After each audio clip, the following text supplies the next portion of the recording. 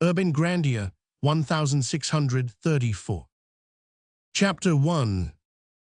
On Sunday, the 26th of November, 1631, there was great excitement in the little town of Loudun, especially in the narrow streets which led to the church of Saint Pierre in the marketplace, from the gate of which the town was entered by anyone coming from the direction of the Abbey of Saint-Jean-les-Marmes. This excitement was caused by the expected arrival of a personage who had been much in people's mouths latterly in Loudun, and about whom there was such difference of opinion that discussion on the subject between those who were on his side and those who were against him was carried on with true provincial acrimony. It was easy to see, by the varied expressions on the faces of those who turned the doorsteps into improvised debating clubs, how varied were the feelings with which the man would be welcomed who had himself formally announced to friends and enemies alike the exact date of his return. About 9 o'clock, a kind of sympathetic vibration ran through the crowd, and with the rapidity of a flash of lightning the words, there he is, passed from group to group. At this cry some withdrew into their houses and shut their doors and darkened their windows, as if it were a day of public mourning, while others opened them wide, as if to let joy enter. In a few moments the uproar and confusion evoked by the news was succeeded by the deep silence of breathless curiosity. Then through the silence a figure advanced, carrying a branch of laurel in one hand as a token of triumph. It was that of a young man of from 32 to 34 years of age, with a graceful and well-knit frame, an aristocratic air, and faultlessly beautiful features of a somewhat haughty expression. Although he had walked 3 leagues to reach the town, the ecclesiastical garb which he wore was not only elegant, but of dainty freshness. His eyes turned to heaven, and singing in a sweet voice praise to the Lord, he passed through the streets leading to the church in the marketplace with a slow and solemn gait, without vouchsafing a look, a word, or a gesture to anyone. The entire crowd, falling into step, marched behind him as he advanced, singing like him, the singers being the prettiest girls in Loudun, for we have forgotten to say that the crowd consisted almost entirely of women. Meanwhile, the object of all this commotion arrived at length at the porch of the church of Saint Pierre. Ascending the steps, he knelt at the top and prayed in a low voice.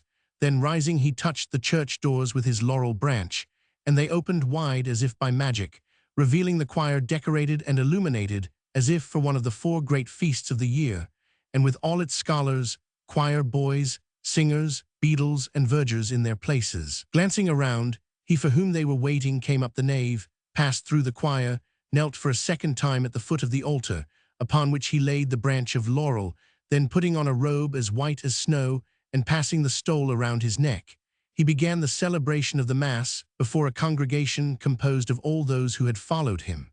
At the end of the Mass, a Te Deum was sung. He who had just rendered thanks to God for his own victory, with all the solemn ceremonial usually reserved for the triumphs of kings, was the priest Urbain Grandier. 2 days before, he had been acquitted, in virtue of a decision pronounced by M. Descobleau de Sourdis, Archbishop of Bordeaux, of an accusation brought against him of which he had been declared guilty by a magistrate, and in punishment of which he had been condemned to fast on bread and water every Friday for 3 months, and forbidden to exercise his priestly functions in the diocese of Poitiers for 5 years, and in the town of Loudun forever. These are the circumstances under which the sentence had been passed and the judgment reversed. Urbain Grandier was born at Rover, a village near Sable, a little town of Bas-Maine. Having studied the sciences with his father Pierre and his uncle Claude Grandier, who were learned astrologers and alchemists, he entered, at the age of 12, the Jesuit college at Bordeaux, having already received the ordinary education of a young man. The professors soon found that besides his considerable attainments, he had great natural gifts for languages and oratory. They therefore made of him a thorough classical scholar, and in order to develop his oratorical talent, encouraged him to practice preaching. They soon grew very fond of a pupil who was likely to bring them so much credit, and as soon as he was old enough to take holy orders, they gave him the cure of souls in the parish of Saint Pierre in Loudun, which was in the gift of the college. When he had been some months installed there as a priest in charge, he received a prebendal stall, thanks to the same patrons, in the collegiate church of Saint Croix. It is easy to understand that the bestowal of these two positions on so young a man, who did not even belong to the province, made him seem in some sort a usurper of rights and privileges belonging to the people of the country, and drew upon him the envy of his brother ecclesiastics. There were, in fact, many other reasons why Urbain should be an object of jealousy to these. First, as we have already said, he was very handsome. Then the instruction which he had received from his father had opened the world of science to him and given him the key to 1,000 things which were mysteries to the ignorant, but which he fathomed with the greatest ease. Furthermore, the comprehensive course of study which he had followed at the Jesuit college had raised him above a crowd of prejudices, which are sacred to the vulgar, but for which he made no secret of his contempt. And lastly, the eloquence of his sermons had drawn to his church the greater part of the regular congregations of the other religious communities, especially of the mendicant orders, who had till then, in what concerned preaching, borne away the palm at Loudun. As we have said, all this was more than enough to excite, first jealousy and then hatred, and both were excited in no ordinary degree. We all know how easily the ill-natured gossip of a small town can rouse the angry contempt of the masses for everything which is beyond or above them. In a wider sphere, Urbain would have shone by his many gifts, but cooped up as he was within the walls of a little town and deprived of air and space, all that might have conduced to his success in Paris led to his destruction at Loudun.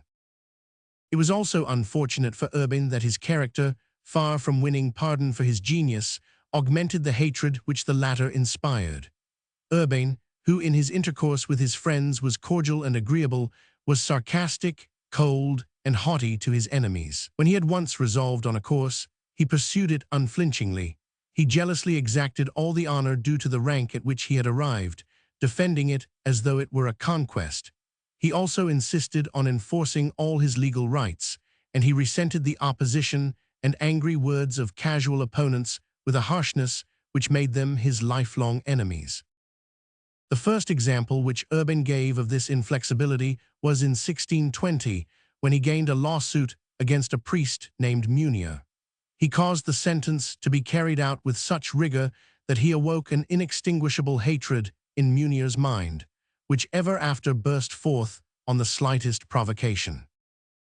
A second lawsuit, which he likewise gained, was one which he undertook against the chapter of Saint Croix with regard to a house, his claim to which the chapter disputed. Here again he displayed the same determination to exact his strict legal rights to the last iota, and unfortunately Mignon, the attorney of the unsuccessful chapter, was a revengeful, vindictive, and ambitious man, too commonplace ever to arrive at a high position, and yet too much above his surroundings to be content with the secondary position which he occupied. This man, who was a canon of the collegiate church of Saint Croix and director of the Ursuline convent, will have an important part to play in the following narrative. Being as hypocritical as Urbain was straightforward, his ambition was to gain, wherever his name was known, a reputation for exalted piety.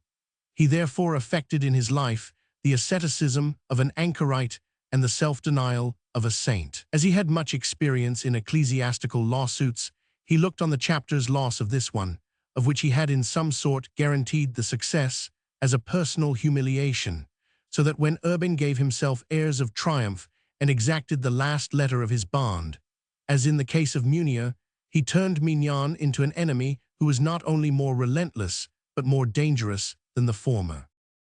In the meantime, and in consequence of this lawsuit, a certain Barot, an uncle of Mignon and his partner as well, got up a dispute with Urbain. But as he was a man below mediocrity, Urbain required, in order to crush him, only to let fall from the height of his superiority a few of those disdainful words, which brand as deeply as a red-hot iron. This man, though totally wanting in parts, was very rich, and having no children was always surrounded by a horde of relatives, every one of whom was absorbed in the attempt to make himself so agreeable that his name would appear in Barot's will. This being so, the mocking words which were rained down on Barot spattered not only himself, but also all those who had sided with him in the quarrel, and thus added considerably to the tale of Urbain's enemies. About this epoch, a still graver event took place.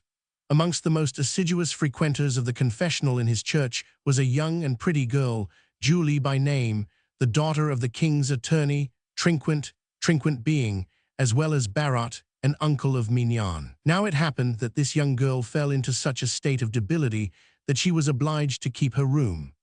One of her friends, named Marthe Pelletier, giving up society, of which she was very fond, undertook to nurse the patient, and carried her devotion so far as to shut herself up in the same room with her. When Julie Trinquant had recovered and was able again to take her place in the world, it came out that Marthe Pelletier, during her weeks of retirement, had given birth to a child, which had been baptized and then put out to nurse. Now, by one of those odd whims which so often take possession of the public mind, everyone in Loudun persisted in asserting that the real mother of the infant was not she who had acknowledged herself as such, that, in short, Marthe Pelletier had sold her good name to her friend Julie for a sum of money. And of course it followed as a matter about which there could be no possible doubt that Urbain was the father. Trinquant, hearing of the reports about his daughter, took upon himself as king's attorney to have Marthe Pelletier arrested and imprisoned. Being questioned about the child, she insisted that she was its mother and would take its maintenance upon herself. To have brought a child into the world under such circumstances was a sin, but not a crime. Trinquant was therefore obliged to set Marthe at liberty, and the abuse of justice of which he was guilty served only to spread the scandal farther and to strengthen the public in the belief it had taken up. Hitherto, whether through the intervention of the heavenly powers or by means of his own cleverness, Urbain Grandier had come out victor in every struggle in which he had engaged, but each victor had added to the number of his enemies, and these were now so numerous that any other than he would have been alarmed, and have tried either to conciliate them or to take precautions against their malice. But Urbain, wrapped in his pride, and perhaps conscious of his innocence, paid no attention to the counsels of his most faithful followers, but went on his way unheeding. All the opponents whom, till now Urbain had encountered, had been entirely unconnected with each other, and had each struggled for his own individual ends. Urbain's enemies, believing that the cause of his success was to be found in the want of cooperation among themselves, now determined to unite in order to crush him. In consequence, a conference was held at Barot's, at which, besides Barot himself, Munier, Trinquant, and Mignon took part, and the latter had also brought with him one Menuau, a king's counsel and his own most intimate friend, who was, however, influenced by other motives than friendship in joining the conspiracy. The fact was that Menuau was in love with a woman who had steadfastly refused to show him any favor, and he had got firmly fixed in his head that the reason for her else inexplicable indifference and disdain was that Urbain had been beforehand with him in finding an entrance to her heart. The object of the meeting was to agree as to the best means of driving the common enemy out of Loudun and its neighborhood. Urbain's life was so well ordered that it presented little which his enemies could use as a handle for their purpose. His only foible seemed to be a predilection for female society, while in return all the wives and daughters of the place, with the unerring instinct of their sex, seeing that the new priest was young, handsome, and eloquent, chose him, whenever it was possible, as their spiritual director. As this preference had already offended many husbands and fathers, the decision the conspirators arrived at was that on this side alone was Grandier vulnerable, and that their only chance of success was to attack him where he was weakest. Almost at once, therefore, the vague reports which had been floating about began to attain a certain definiteness. There were allusions made, though no name was mentioned, to a young girl in Loudun, who, in spite of Grandier's frequent unfaithfulness, yet remained his mistress-in-chief. Then it began to be whispered that the young girl, having had conscientious scruples about her love for Urbain, he had allayed them by an act of sacrilege, that is to say, he had, as priest, in the middle of the night, performed the service of marriage between himself and his mistress. The more absurd the reports, the more credence did they gain, and it was not long till everyone in Loudun believed them true, although no one was able to name the mysterious heroine of the tale who had had the courage to contract a marriage with a priest, and considering how small Loudun was, this was most extraordinary. Resolute and full of courage as was Grandier, at length he could not conceal from himself that his path lay over quicksands. He felt that slander was secretly closing him round, and that as soon as he was well entangled in her shiny folds, she would reveal herself by raising her abhorred head, and that then a mortal combat between them would begin. But it was one of his convictions that to draw back was to acknowledge one's guilt. Besides, as far as he was concerned, it was probably too late for him to retrace his steps. He therefore went on his way, as unyielding, as scornful, and as haughty as ever. Among those who were supposed to be most active in spreading the slanders relative to Urbain was a man called Duthibout, a person of importance in the province, who was supposed by the townspeople to hold very advanced views, and who was a Sir Oracle to whom the commonplace and vulgar turned for enlightenment. Some of this man's strictures on Grandier were reported to the latter, especially some calumnies to which Duthibout had given vent at the Marquis de Bellairs, and one day Grandier, arrayed in priestly garments, was about to enter the church of Saint Croix to assist in the service. He encountered Duthibout at the entrance, and with his usual haughty disdain accused him of slander. Duthibout, who had got into the habit of saying and doing whatever came into his head without fear of being called to account, partly because of his wealth, and partly because of the influence he had gained over the narrow-minded, who are so numerous in a small provincial town, and who regarded him as being much above them, was so furious at this public reprimand that he raised his cane and struck Urbain. The opportunity which this affront afforded Grandier of being revenged on all his enemies was too precious to be neglected, but convinced, with too much reason, that he would never obtain justice from the local authorities, although the respect due to the church had been infringed in his person. He decided to appeal to King Louis Roman XIII, who deigned to receive him, and deciding that the insult offered to a priest robed in the sacred vestments should be expiated, sent the cause to the High Court of Parliament, with instructions that the case against Duthibout should be tried and decided there.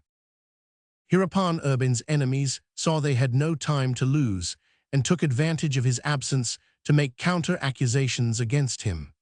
Two worthy beings, named Charbonneau and Bugrau, agreed to become informers, and were brought before the ecclesiastical magistrate at Poitiers. They accused Grandier of having corrupted women and girls, of indulging in blasphemy and profanity, of neglecting to read his breviary daily, and of turning God's sanctuary into a place of debauchery and prostitution. The information was taken down, and Louis Chauvet, the civil lieutenant, and the archpriest of Saint Marcel and the Loudun were appointed to investigate the matter, so that, while Urbain was instituting proceedings against Duthibout in Paris, information was laid against himself in Loudun. This matter thus set going was pushed forward with all the acrimony so common in religious prosecutions.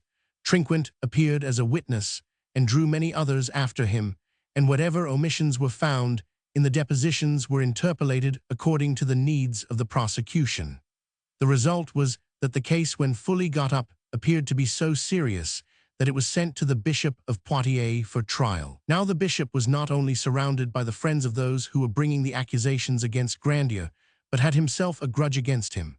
It had happened some time before that Urbain, the case being urgent, had dispensed with the usual notice of a marriage, and the bishop, knowing this, found in the papers laid before him, superficial as they were, sufficient evidence against Urbain to justify him in issuing a warrant for his apprehension, which was drawn up in the following words: Henry Louis Chatanier de la Rochepeze, by divine mercy Bishop of Poitiers, in view of the charges and informations conveyed to us by the Archpriest of Loudun against Urbain Grandier, priest in charge of the Church of Saint-Pierre in the marketplace at Loudun, in virtue of a commission appointed by us directed to the said Archpriest, or in his absence to the Prior of Chassaignes, in view also of the opinion given by our attorney upon the said charges, have ordered and do hereby order that Urbain Grandier, the accused, be quietly taken to the prison in our palace in Poitiers, if it so be that he be taken and apprehended, and if not,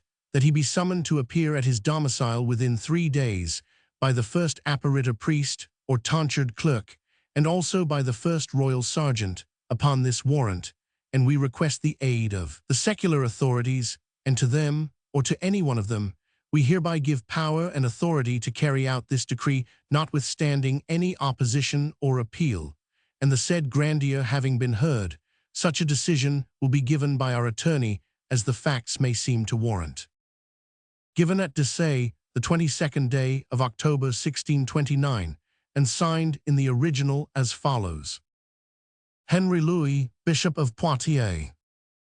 Grandier was, as we have said, at Paris when these proceedings were taken against him, conducting before the Parliament his case against Duthabout.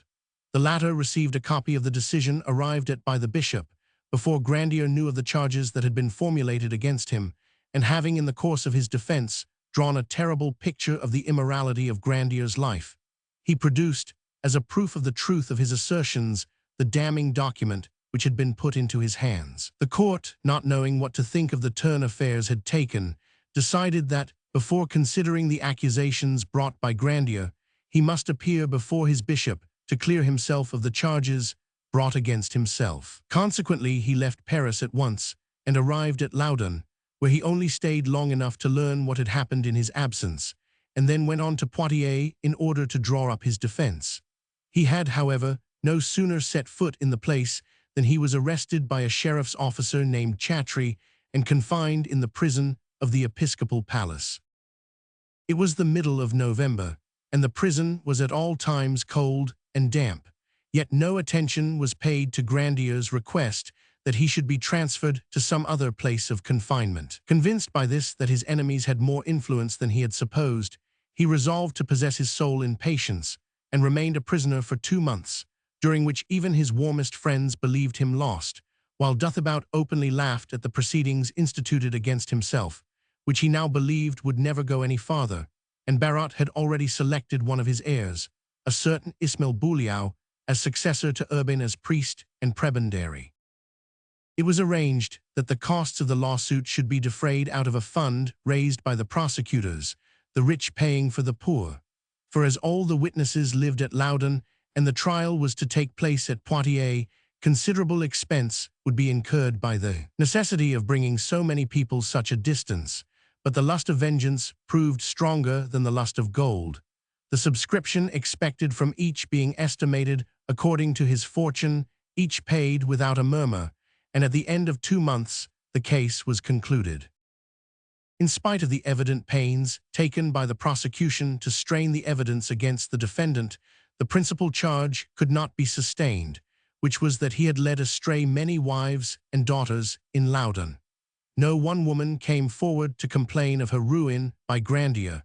The name of no single victim of his alleged immorality was given. The conduct of the case was the most extraordinary ever seen. It was evident that the accusations were founded on hearsay and not on fact, and yet a decision and sentence against Grandier were pronounced on January 3, 1630. The sentence was as follows: for 3 months to fast each Friday on bread and water by way of penance, to be inhibited from the performance of clerical functions in the diocese of Poitiers for 5 years, and in the town of Loudun forever. Both parties appealed from this decision, Grandier to the Archbishop of Bordeaux and his adversaries, on the advice of the attorney to the diocese, pleading a miscarriage of justice, to the Parliament of Paris, this last appeal being made in order to overwhelm Grandier and break his spirit. But Grandier's resolution enabled him to face this attack boldly. He engaged counsel to defend his case before the Parliament, while he himself conducted his appeal to the Archbishop of Bordeaux. But as there were many necessary witnesses, and it was almost impossible to bring them all such a great distance, the archiepiscopal court sent the appeal to the presidial court of Poitiers. The public prosecutor of Poitiers began a fresh investigation, which, being conducted with impartiality, was not encouraging to Grandier's accusers. There had been many conflicting statements made by the witnesses, and these were now repeated. Other witnesses had declared quite openly that they had been bribed. Others again stated that their depositions had been tampered with, and amongst these latter was a certain priest named Mechin, and also that Ismail Bouliau, whom Barot had been in such a hurry to select as candidate for the reversion of Grandier's preferments. Bouliau's deposition has been lost, but we can lay Mechin's before the reader, for the original has been preserved, just as it issued from his pen.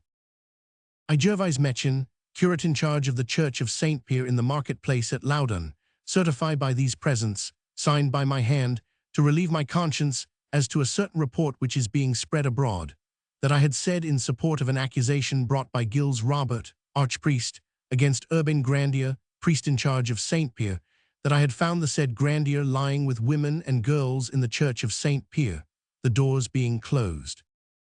Item, that on several different occasions, at unsuitable hours both day and night, I had seen women and girls disturb the said Grandier by going into his bedroom, and that some of the said women remained with him from 1 o'clock in the afternoon till 3 o'clock the next morning, their maids bringing them their suppers and going away again at once.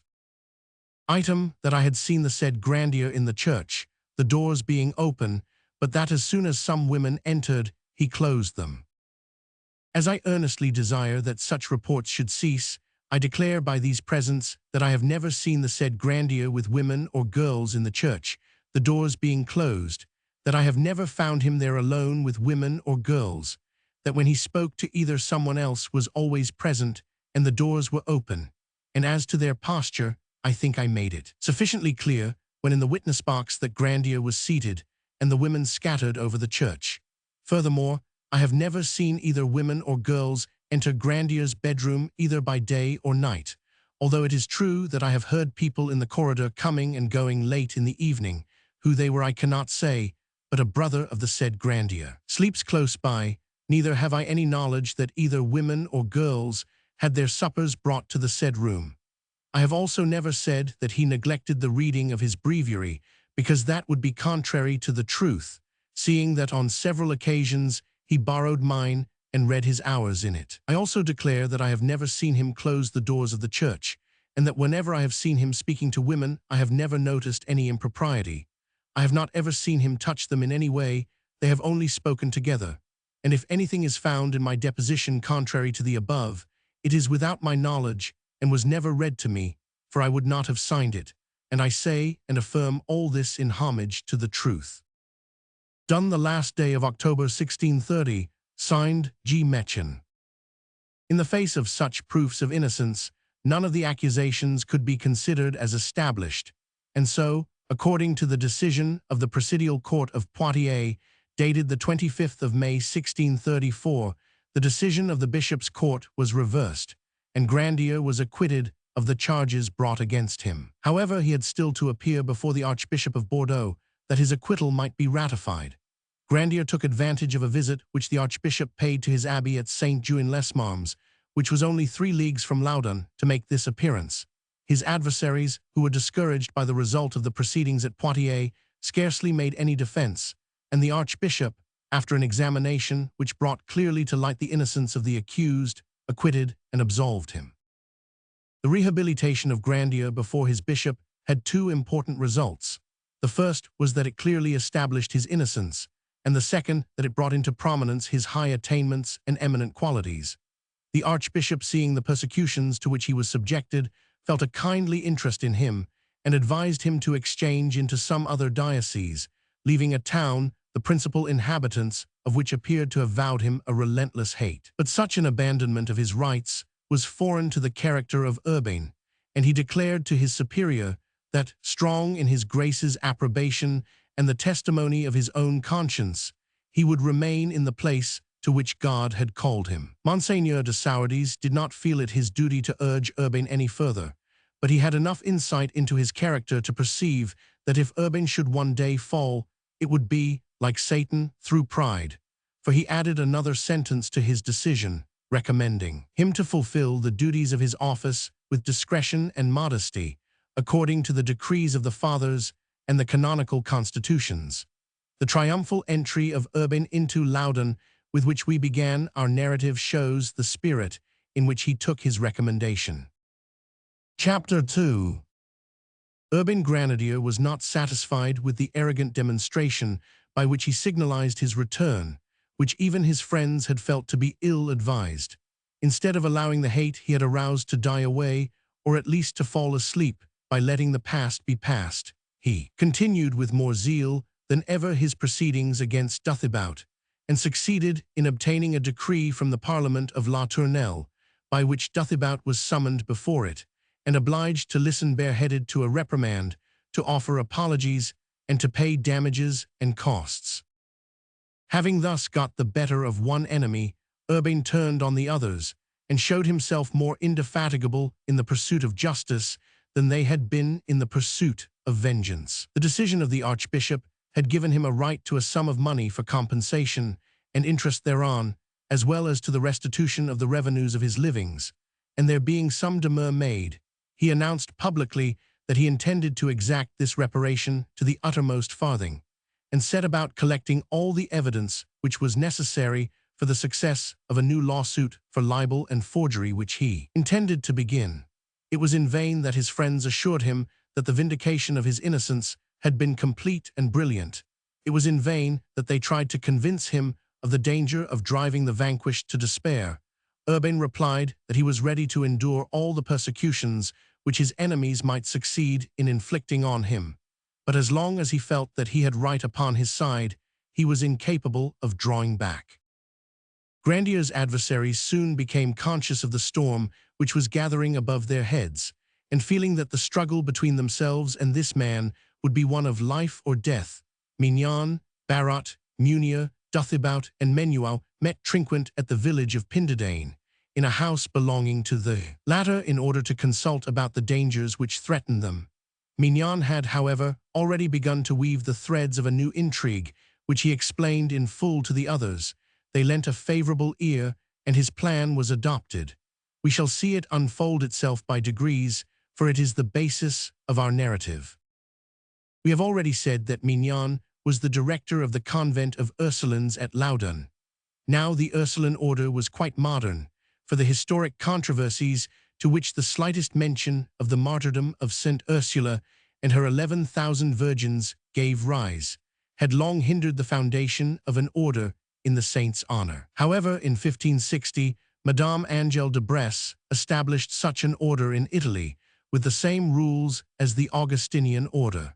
This gained the approbation of Pope Gregory Roman XIII in 1572. In 1614, Madeleine Lhuillier, with the approval of Pope Paul V, introduced this order into France, by founding a convent at Paris, whence it rapidly spread over the whole kingdom, so that in 1626, only 6 years before the time when the events just related took place, a sisterhood was founded in the little town of Loudun.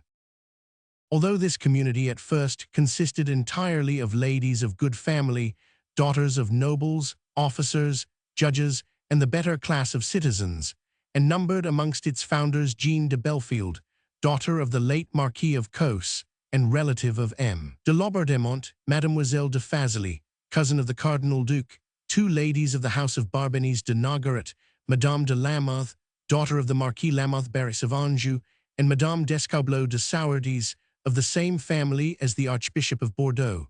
Yet as these nuns had almost all entered the convent because of their want of fortune, the community found itself at the time of its establishment richer in blood than in money, and was obliged, instead of building, to purchase a private house. The owner of this house was a certain Moussaut Dufresne, whose brother was a priest. This brother, therefore, naturally became the first director of these godly women. Less than a year after his appointment he died, and the directorship became vacant. The Ursulines had bought the house, in which they lived, much below its normal value, for it was regarded as a haunted house by all the town. The landlord had rightly thought that there was no better way of getting rid of the ghosts than to confront them with a religious sisterhood, the members of which, passing their days in fasting and prayer, would be hardly likely to have their nights disturbed by bad spirits. And in truth, during the year which they had already passed in the house, no ghost had ever put in an appearance, a fact which had greatly increased the reputation of the nuns for sanctity. When their director died, it so happened that the boarders took advantage of the occasion to indulge in some diversion at the expense of the older nuns, who were held in general detestation by the youth of the establishment on account of the rigor with which they enforced the rules of the order. Their plan was to raise once more those spirits which had been, as everyone supposed, permanently relegated to outer darkness. So noises began to be heard on the roof of the house, which resolved themselves into cries and groans. Then, growing bolder, the spirits entered the attics and garrets, announcing their presence by clanking of chains. At last, they became so familiar that they invaded the dormitories, where they dragged the sheets off the sisters and abstracted their clothes. Great was the terror in the convent, and great the talk in the town, so that the Mother Superior called her wisest nuns around her and asked them what, in their opinion, would be the best course to take in the delicate circumstances in which they found themselves. Without a dissentient voice, the conclusion arrived at was that the late director should be immediately replaced by a man still holier than he, if such a man could be found, and whether because he possessed a reputation for sanctity, or for some other reason, their choice fell on Urbain Grandier. When the offer of the post was brought to him, he answered that he was already responsible for 2 important charges, and that he therefore had not enough time to watch over the snow-white flock, which they wished to entrust to him, as a good shepherd should, and he recommended the Lady Superior to seek out another more worthy and less occupied than himself. This answer, as may be supposed, wounded the self-esteem of the sisters. They next turned their eyes towards Mignon, priest and canon of the Collegiate Church of St. Croix, and he, although he felt deeply hurt that they had not thought first of him, accepted the position eagerly. But the recollection that Grandier had been preferred before himself kept awake in him one of those bitter hatreds which time, instead of soothing, intensifies. From the foregoing narrative, the reader can see to what this hate led. As soon as the new director was appointed, the Mother Superior confided to him the kind of foes which he would be expected to vanquish.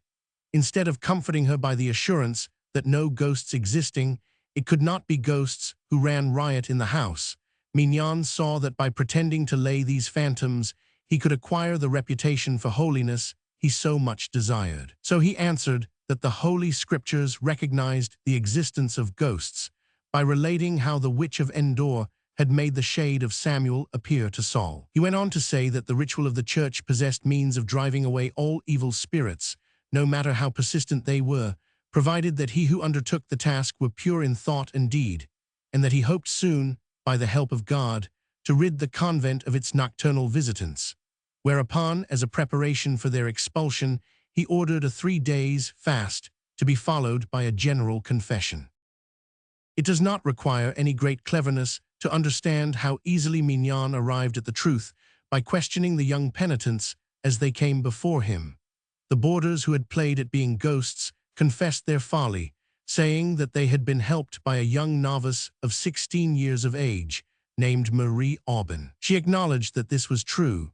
It was she who used to get up in the middle of the night and open the dormitory door, which her more timid roommates locked most carefully from within every night before going to bed, a fact which greatly increased their terror when, despite their precautions, the ghosts still got in. Under pretext of not exposing them to the anger of the superior, whose suspicions would be sure to be awakened if the apparitions were to disappear immediately after the general confession, Mignon directed them to renew their nightly frolics from time to time, but at longer and longer intervals. He then sought an interview with the superior, and assured her that he had found the minds of all those under her charge so chaste and pure that he felt sure through his earnest prayers he would soon clear the convent of the spirits which now pervaded it.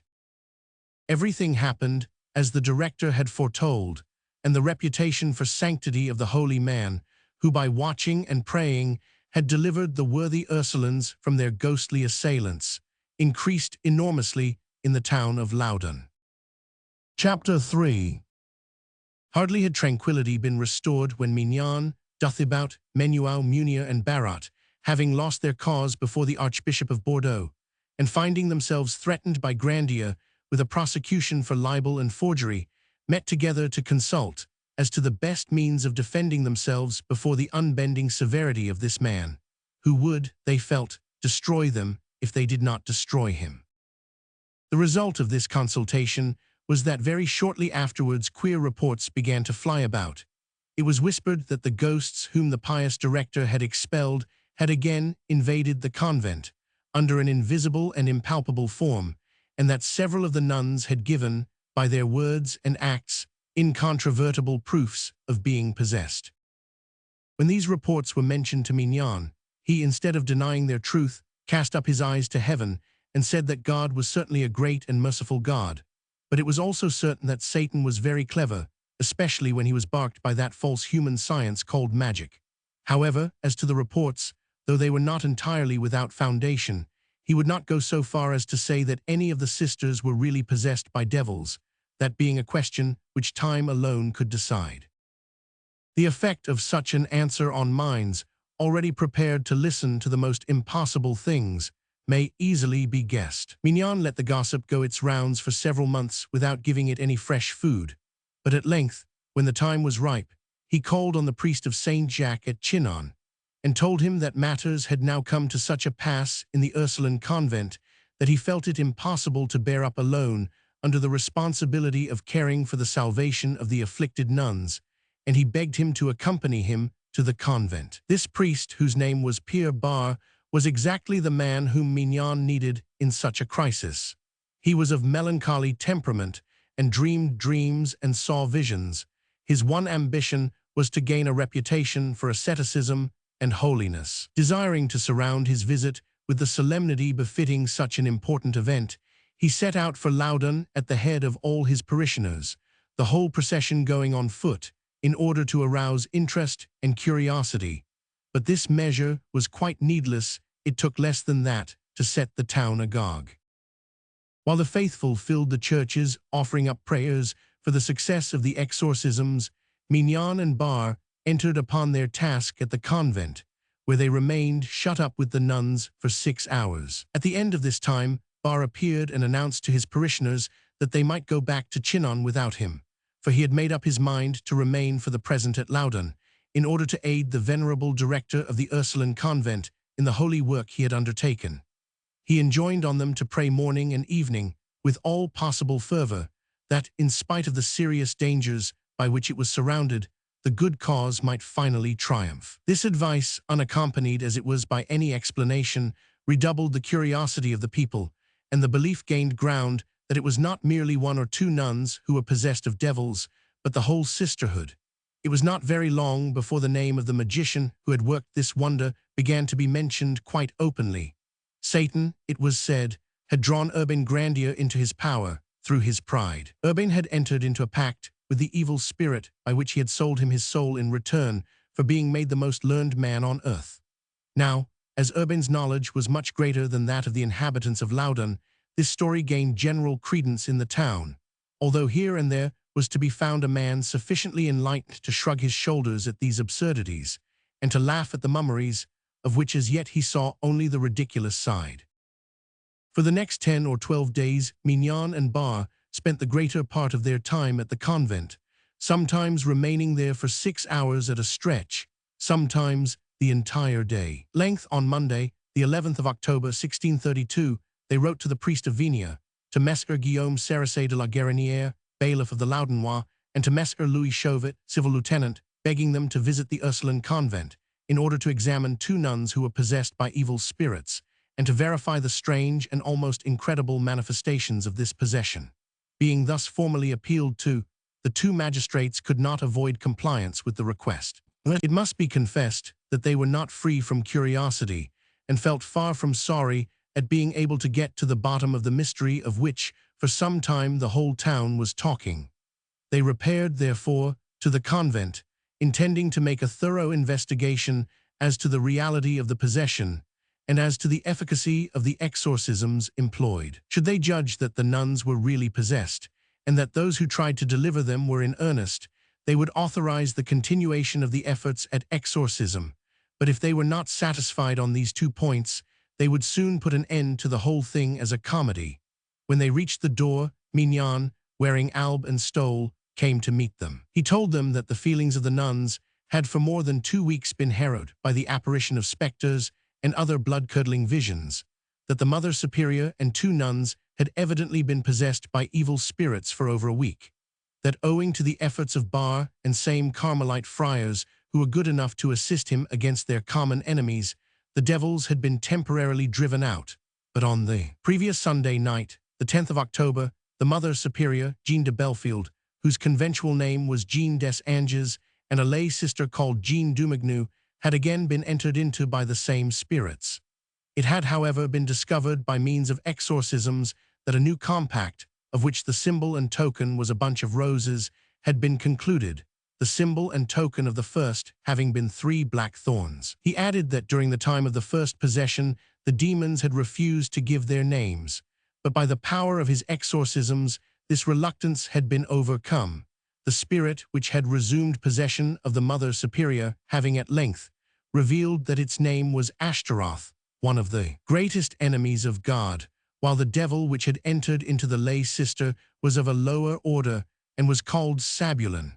Unfortunately, continued Mignon, just now the 2 afflicted nuns were resting, and he requested the bailiff and the civil lieutenant to put off their inspection till a little later. The 2 magistrates were just about to go away, when a nun appeared, saying that the devils were again doing their worst with the 2 into whom they had entered. Consequently, they accompanied Mignon and the priest from Vignères to an upper room, in which were 7 narrow beds, of which 2 only were occupied, one by the Mother Superior and the other by the lay sister.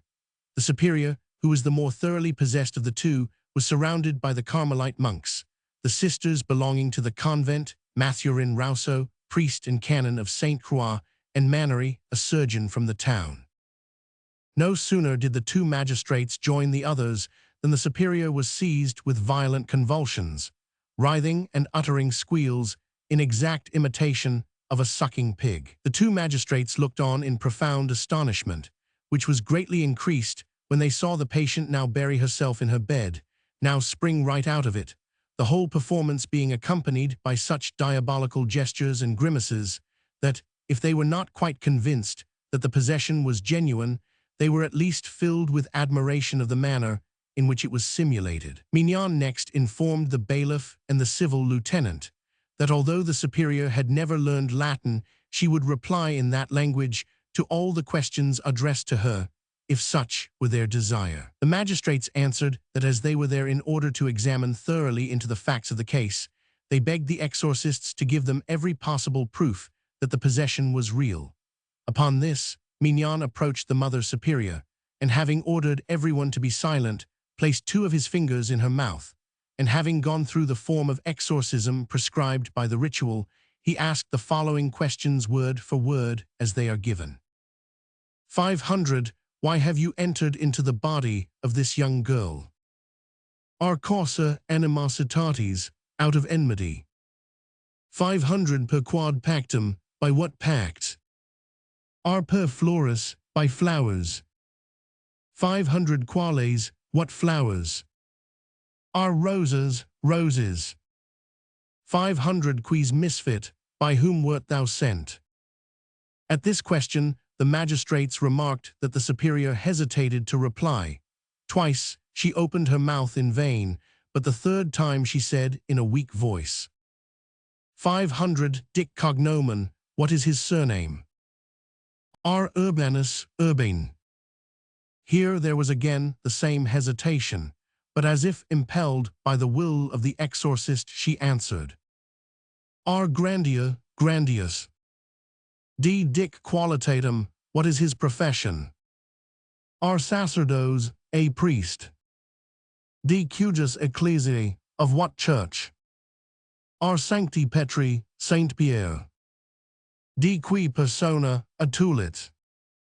Flores, who brought the flowers? Ar diabolica, someone sent by the devil. As the patient pronounced the last word, she recovered her senses, and having repeated a prayer, attempted to swallow a morsel of bread which was offered her. She was, however, obliged to spit it out, saying it was so dry she could not get it down. Something more liquid was then brought, but even of that she could swallow very little, as she fell into convulsions every few minutes. Upon this, the 2 officials, seeing there was nothing more to be got out of the Superior, withdrew to one of the window recesses and began to converse in a low tone, whereupon Mignon, who feared that they had not been sufficiently impressed, followed them and drew their attention to the fact that there was much in what they had just seen to recall the case of Goffredi, who had been put to death a few years before in consequence of a decree of the Parliament of Aix, in Provence. This ill-judged remark of Mignon showed so clearly what his aim was that the magistrates made no reply. The civil lieutenant remarked that he had been surprised that Mignon had not made any attempt to find out the cause of the enmity of which the superior had spoken, and which it was so important to find out. But Mignon excused himself by saying that he had no right to put questions merely to gratify curiosity. The civil lieutenant was about to insist on the matter being investigated when the lay sister in her turn went into a fit, thus extricating Mignon from his embarrassment. The magistrates approached the lay sister's bed at once and directed Mignon to put the same questions to her as to the superior. He did so, but all in vain. All she would reply was, "To the other, to the other." Mignon explained this refusal to answer by saying that the evil spirit which was in her was of an inferior order, and referred all questioners to Ashtaroth, who was his superior. As this was the only explanation, good or bad, offered them by Mignon, the magistrates went away and drew up a report of all they had seen and heard without comment, merely appending their signatures. But in the town, very few people showed the same discretion and reticence as the magistrates.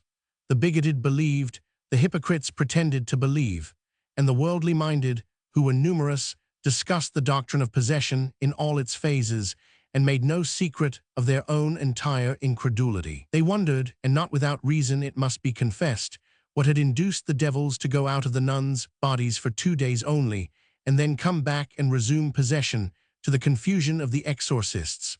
Further, they wanted to know why the Mother Superior's devils spoke Latin, while the lay sisters was ignorant of that tongue, for a mere difference of rank in the hierarchy of hell did not seem a sufficient explanation of such a difference in education.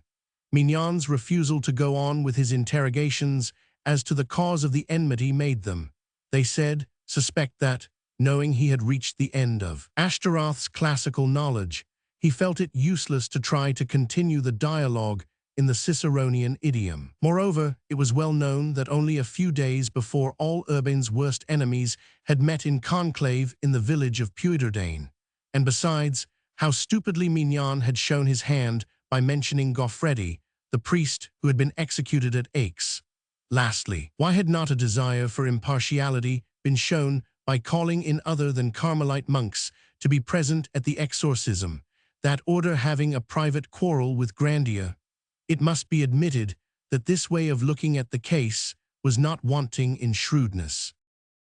On the following day, October 12th, the bailiff and the civil lieutenant, having heard that exorcisms had been again tried without their having been informed beforehand, requested a certain Canon Rousseau to accompany them and set out with him and their clerk for the convent. On arriving, they asked for Mignon, and on his appearance they told him that this matter of exorcism was of such importance that no further steps were to be taken in it without the authorities being present, and that in future they were to be given timely notice of every attempt to get rid of the evil spirits. They added that this was all the more necessary as Mignon's position as director of the sisterhood, and his well-known hate for Grandier would draw suspicions on him unworthy of his cloth, suspicions which he ought to be the first to wish to see dissipated, and that quickly, and that therefore the work which he had so piously begun would be completed by exorcists appointed by the court. Mignon replied that, though he had not the slightest objection to the magistrates being present at all the exorcisms, yet he could not promise that the spirits would reply to anyone except himself and Bar. Just at that moment Bar came on the scene, paler and more gloomy than ever, and speaking with the air of a man whose word no one could help believing, he announced that before their arrival some most extraordinary things had taken place. The magistrates asked what things, and Bar replied that he had learned from the Mother Superior that she was possessed, not by one, but by 7 devils, of whom Ashtaroth was the chief, that Grandier had entrusted his pact with the devil, under the symbol of a bunch of roses, to a certain Jean Pivart, to give to a girl who had introduced it into the convent garden by throwing it over the wall, that this took place in the night between Saturday and Sunday, hora secunda nocturna, 2 hours after midnight, that those were the very words the superior had used, but that while she readily named Pivart, she absolutely refused to give the name of the girl, that on asking what Pivart was, she had replied, Pauper Magus, a poor magician, that he then had pressed her as to the word magus, and that she had replied magicianus et civis, magician and citizen, and that just as she said those words the magistrates had arrived, and he had asked no more questions. The two officials listened to this information with the seriousness befitting men entrusted with high judicial functions, and announced to the two priests that they proposed to visit the possessed women and witness for themselves the miracles that were taking place. The clerics offered no opposition, but said they feared that the devils were fatigued and would refuse to reply. And in fact, when the officials reached the sick room, the two patients appeared to have regained some degree of calm. Mignon took advantage of this quiet moment to say Mass, to which the two magistrates listened devoutly and tranquilly, and while the sacrifice was being offered, the demons did not dare to move. It was expected that they would offer some opposition at the elevation of the host, but everything passed off without disturbance. Only the lay sister's hands and feet twitched a great deal, and this was the only fact which the magistrates thought worthy of mention in their report for that morning. Barr assured them, however, that if they would return about 3 o'clock, the devils would probably have recovered sufficiently from their fatigue to give a second performance. As the two gentlemen had determined to see the affair to the end, they returned to the convent at the hour named, accompanied by Messire Irony de Saint-Marthe, Sieur Desherneau, and found the room in which the possessed were lying full of curious spectators, for the exorcists had been true prophets. The devils were at work again. The superior, as always, was the more tormented of the two, as was only to be expected, she having 7 devils in her all at once. She was terribly convulsed, and was writhing and foaming at the mouth, as if she were mad. No one could long continue in such a condition without serious injury to health. Barr therefore asked the devil-in-chief how soon he would come out. "Croismain tomorrow morning," he replied. The exorcist then tried to hurry him, asking him why he would not come out at once, whereupon the superior murmured the word pactum, a pact, and then sacerdos, a priest, and finally finis, or finit, for even those nearest could not catch the word distinctly, as the devil, afraid doubtless of perpetrating a barbarism, spoke through the nun's closely clenched teeth. This being all decidedly unsatisfying, the magistrates insisted that the examination should continue, but the devils had again exhausted themselves and refused to utter another word. The priest even tried touching the superior's head with the pyx, while prayers and litanies were recited, but it was all in vain, except that some of the spectators thought that the contortions of the patient became more violent when the intercessions of certain saints were invoked, as for instance Saints Augustine Jerome, Antony, and Mary Magdalene. Barr next directed the Mother Superior to dedicate her heart and soul to God, which she did without difficulty.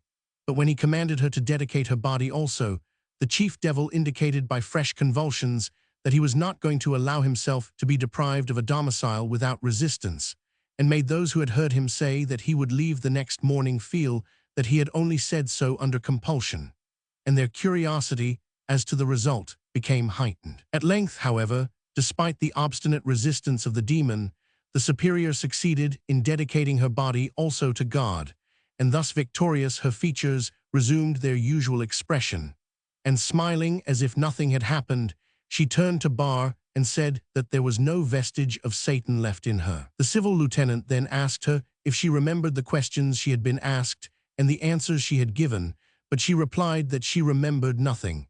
But afterwards, having taken some refreshment, she said to those around her that she recollected perfectly how the first possession, over which Mignon had triumphed, had taken place. One evening about 10 o'clock, while several nuns were still in her room, although she was already in bed, it seemed to her that someone took her hand and laid something in it, closing her fingers. At that instant she felt a sharp pain, as if she had been pricked by 3 pins, and hearing her scream, the nuns came to her bedside to ask what ailed her. She held out her hand, and they found 3 black thorns sticking in it, each having made a tiny wound. Just as she had told this tale, the lay sister, as if to prevent all commentary, was seized with convulsions, and Barr recommenced his prayers and exorcisms, but was soon interrupted by shrieks, for one of the persons present had seen a black cat come down the chimney and disappear. Instantly, everyone concluded it must be the devil, and began to seek it out. It was not without great difficulty that it was caught, for, terrified at the sight of so many people and at the noise, the poor animal had sought refuge under a canopy, But at last it was secured and carried to the superior's bedside, where Bar began his exorcisms once more, covering the cat with signs of the cross and adjuring the devil to take his true shape. Suddenly the tourière, the woman who received the tradespeople, came forward, declaring the supposed devil to be only her cat, and she immediately took possession of it, lest some harm should happen to it. The gathering had been just about to separate, but Bari, fearing that the incident of the cat might throw a ridiculous light upon the evil spirits, resolved to awake once more a salutary terror by announcing that he was going to burn the flowers through which the second spell had been made to work. Producing a bunch of white roses, already faded, he ordered a lighted brazier to be brought. He then threw the flowers on the glowing charcoal, and to the general astonishment, they were consumed without any visible effect. The heavens still smiled, no peal of thunder was heard, and no unpleasant odor diffused itself through the room. Bar, feeling that the baldness of this act of destruction had had a bad effect, predicted that the morrow would bring forth wondrous things, that the chief devil would speak more distinctly than hitherto, that he would leave the body of the superior, giving such clear signs of his passage that no one would dare to doubt any longer that it was a case of genuine possession. Thereupon the criminal lieutenant, Henry Herve, who had been present during the exorcism, said they must seize upon the moment of his exit to ask about Pivart, who was unknown at Loudun, although everyone who lived there knew everybody else. Bar replied in Latin, "Et hoc dicit epulam nominabit," he will not only tell about him, but he will also name the young girl. The young girl whom the devil was to name was, it may be recollected, she who had introduced the flowers into the convent, and whose name the demon, until now, had absolutely refused to give. On the strength of these promises, everyone went home to await the morrow with impatience. Chapter 4. That evening, Grandier asked the bailiff for an audience. At first, he had made fun of the exorcisms, for the story had been so badly concocted, and the accusations were so glaringly improbable that he had not felt the least anxiety. But as the case went on, it assumed such an important aspect, and the hatred displayed by his enemies was so intense, that the fate of the priest Goffredi, referred to by Mignon, occurred to Urbain's mind, and in order to be beforehand with his enemies, he determined to lodge a complaint against them. This complaint was founded on the fact that Mignon had performed the rite of exorcism in the presence of the civil lieutenant, the bailiff, and many other persons, and had caused the nuns who were said to be possessed, in the hearing of all these people, to name him, Urbain, as the author of their possession.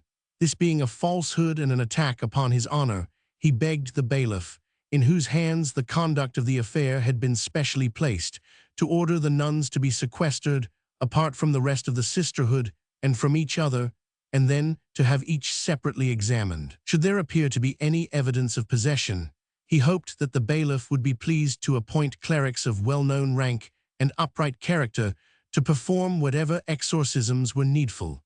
Such men, having no bias against him, would be more impartial than Mignon and his adherents. He also called upon the bailiff to have an exact report drawn up of everything that took place at the exorcisms, in order that, if necessary, he as petitioner might be able to lay it before anyone to whose judgment he might appeal. The bailiff gave Grandier a statement of the conclusions at which he had arrived, and told him that the exorcisms had been performed that day by Bar, armed with the authority of the Bishop of Poitiers himself. Being, as we have seen, a man of common sense and entirely unprejudiced in the matter, the bailiff advised Grandier to lay his complaint before his bishop.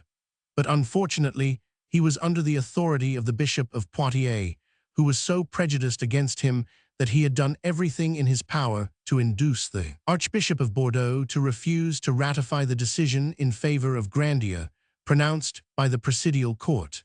Urbain could not hide from the magistrate that he had nothing to hope for from this quarter, and it was decided that he should wait and see what the morrow would bring forth before taking any further step. The impatiently expected day dawned at last, and at 8 o'clock in the morning the bailiff, the king's attorney, the civil lieutenant, the criminal lieutenant, and the provost's lieutenant, with their respective clerks, were already at the convent. They found the outer gate open, but the inner door shut. In a few moments, Mignon came to them and brought them into a waiting room.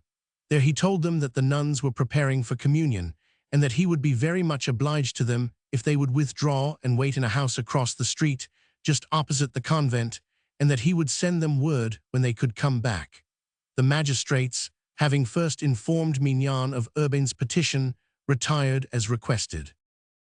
An hour passed, and as Mignon did not summon them, in spite of his promise, they all went together to the convent chapel, where they were told the exorcisms were already over. The nuns had quitted the choir, and Mignon and Bar came to the grating and told them that they had just completed the rite, and that, thanks to their conjurations, the two afflicted ones were now quite free from evil spirits. They went on to say that they had been working together at the exorcism from 7 o'clock in the morning, and that great wonders, of which they had drawn up an account, had come to pass, but they had considered it would not be proper to allow anyone else to be present during the ceremony besides the exorcists and the possessed. The bailiff pointed out that their manner of proceedings was not only illegal, but that it laid them under suspicion of fraud and collusion in the eyes of the impartial. Moreover, as the superior had accused Grandier publicly, she was bound to renew and prove her accusation also publicly, and not in secret. Furthermore, it was a great piece of insolence on the part of the exorcists to invite people of their standing and character to come to the convent, and having kept them waiting an hour, to tell them that they considered them unworthy to be admitted to the ceremony which they had been requested to attend. And he wound up by saying that he would draw up a report, as he had already done on each of the preceding days, setting forth the extraordinary discrepancy between their promises and their performance. Mignon replied that he and Bar had had only one thing in view, viz., the expulsion of the demons, and that in that they had succeeded, and that their success would be of great benefit to the Holy Catholic faith, for they had got the demons so thoroughly into their power that they had been able to command them to produce within a week miraculous proofs of the spells cast on the nuns by Urbain Grandier and their wonderful deliverance therefrom, so that in future no one would be able to doubt as to the reality of the possession. Thereupon the magistrates drew up a report of all that had happened and of what Bar and Mignon had said. This was signed by all the officials present, except the criminal lieutenant, who declared that, having perfect confidence in the statements of the exorcists, he was anxious to do nothing to increase the doubting spirit which was unhappily so prevalent among the worldly. The same day the bailiff secretly warned Urbain of the refusal of the criminal lieutenant to join with the others in signing the report, and almost at the same moment he learned that the cause of his adversaries was strengthened by the adhesion of a certain Messer René Memin, Seigneur de Silly, and prefect of the town. This gentleman was held in great esteem not only on account of his wealth and the many offices which he filled, but above all on account of his powerful friends, among whom was the Cardinal Duke himself, to whom he had formerly been of use when the cardinal was only a prior. The character of the conspiracy had now become so alarming that Grandier felt it was time to oppose it with all his strength. Recalling his conversation with the bailiff the preceding day, during which he had advised him to lay his complaint before the Bishop of Poitiers, he set out, accompanied by a priest of Loudun named Jean Buron, for the prelate's country house at Dessay. The bishop, anticipating his visit, had already given his orders, and Grandier was met by Dupuis, the intendant of the palace, who, in reply to Grandier's request to see the bishop, told him that his lordship was ill. Urbain next addressed himself to the bishop's chaplain, and begged him to inform the prelate that his object in coming was to lay before him the official reports which the magistrates had drawn up of the events which had taken place at the Ursuline convent, and to lodge a complaint as to the slanders and accusations of which he was the victim. Grandier spoke so urgently that the chaplain could not refuse to carry his message. He returned, however, in a few moments, and told Grandier, in the presence of Dupuis, Buron, and a certain seer Labras, that the bishop advised him to take his case to the royal judges, and that he earnestly hoped he would obtain justice from them. Grandier perceived that the bishop had been warned against him, and felt that he was becoming more and more entangled in the net of conspiracy around him. But he was not a man to flinch before any danger. He therefore returned immediately to Loudun, and went once more to the bailiff, to whom he related all that had happened at Dessay. He then, a second time, made a formal complaint as to the slanders circulated with regard to him, and begged the magistrates to have recourse to the king's courts in the business. He also said that he desired to be placed under the protection of the king and his justice, as the accusations made against him were aimed at his honor and his life. The bailiff hastened to make out a certificate of Urbain's protest, which forbade at the same time the repetition of the slanders or the infliction on Urbain of any injury. Thanks to this document, a change of parts took place. Mignon, the accuser, became the accused. Feeling that he had powerful support behind him, he had the audacity to appear before the bailiff the same day. He said that he did not acknowledge his jurisdiction, as in what concerned Grandier and himself, they being both priests, they could only be judged by their bishop. He nevertheless protested against the complaint lodged by Grandier, which characterized him as a slanderer, and declared that he was ready to give himself up as a prisoner, in order to show everyone that he did not fear the result of any inquiry. Furthermore, he had taken an oath on the sacred elements the day before, in the presence of his parishioners who had come to Mass, that in all he had hitherto done he had been moved, not by hatred of Grandier, but by love of the truth, and by his desire for the triumph of the Catholic faith. And he insisted that the bailiff should give him a certificate of his declaration, and served notice of the same on Grandier that very day. Chapter 5. Since October 13th, the day on which the demons had been expelled, life at the convent seemed to have returned to its usual quiet. But Grandier did not let himself be lulled to sleep by the calm. He knew those with whom he was contending too well to imagine for an instant that he would hear no more of them. And when the bailiff expressed pleasure at this interval of repose, Grandier said that it would not last long, as the nuns were only conning new parts, in order to carry on the drama in a more effective manner than ever. And in fact, on November 22nd, René Mannery, surgeon to the convent, was sent to one of his colleagues, named Gaspard Joubert, to beg him to come, bringing some of the physicians of the town with him to visit the two sisters, who were again tormented by evil spirits. Mannery, however, had gone to the wrong man, for Joubert had a frank and loyal character and hated everything that was underhand. Being determined to take no part in the business, except in a public and judicial manner, he applied at once to the bailiff to know if it was by his orders that he was called in. The bailiff said it was not, and summoned Mannery before him to ask him by whose authority he had sent for Joubert. Mannery declared that the touriere had run in a fright to his house, saying that the nuns had never been worse possessed than now, and that the director, Mignon, begged him to come at once to the convent, bringing with him all the doctors he could find. The bailiff, seeing that fresh plots against Grandier were being formed, sent for him and warned him that Bar had come over from Chinon the day before, and had resumed his exorcisms at the convent, adding that it was currently reported in the town that the Mother Superior and Sister Claire were again tormented by devils. The news neither astonished nor discouraged Grandier, who replied, with his usual smile of disdain, that it was evident his enemies were hatching new plots against him, and that as he had instituted proceedings against them for the former ones, he would take the same course with regard to these. At the same time, knowing how impartial the bailiff was, he begged him to accompany the doctors and officials to the convent, and to be present at the exorcisms, and should any sign of real possession manifest itself, to sequester the afflicted nuns at once, and cause them to be examined by other persons than Mignon and Bar, whom he had such good cause to distrust. The bailiff wrote to the king's attorney, who, notwithstanding his bias against Grandier, was forced to see that the conclusions arrived at were correct, and having certified this in writing, he at once sent his clerk to the convent to inquire if the superior was still possessed. In case of an affirmative reply being given, the clerk had instructions to warn Mignon and Bar that they were not to undertake exorcisms unless in presence of the bailiff and of such officials and doctors as he might choose to bring with him, and that they would disobey at their peril. He was also to tell them that Grandier's demands to have the nuns sequestered and other exorcists called in were granted.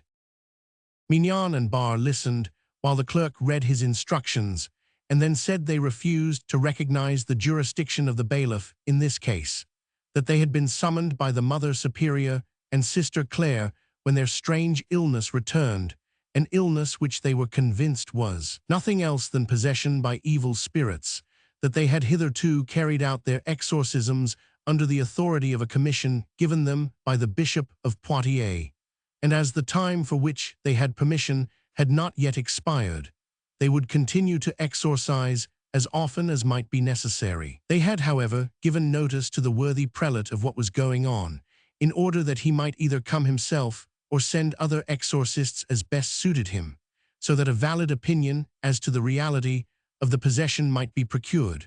For up to the present, the worldly and unbelieving had taken upon themselves to declare in an offhand manner that the whole affair was a mixture of fraud and delusion, in contempt of the glory of God and the Catholic religion. As to the rest of the message, they would not in any way prevent the bailiff and the other officials, with as many medical men as they chose to bring, from seeing the nuns, at least until they heard from the bishop, from whom they expected a letter next day. But it was for the nuns themselves to say whether it was convenient for them to receive visitors. As far as concerned themselves, they desired to renew their protest, and declared they could not accept the bailiff as their judge, and did not think that it could be legal for them to refuse to obey a command from their ecclesiastical superiors, whether with relation to exorcism or any other thing of which the ecclesiastical courts properly took cognizance. The clerk brought this answer to the bailiff, and he, thinking it was better to wait for the arrival of the bishop or of fresh orders from him, put off his visit to the convent until the next day.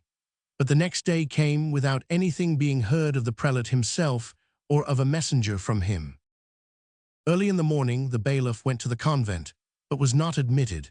He then waited patiently until noon, and seeing that no news had arrived from Dessay, and that the convent gates were still closed against him, he granted a second petition of Grandier's, to the effect that Bayer and Mignon should be prohibited from questioning the superior and the other nuns in a manner tending to blacken the character of the petitioner or any other person. Notice of this prohibition was served the same day on Bar, and on one nun chosen to represent the community.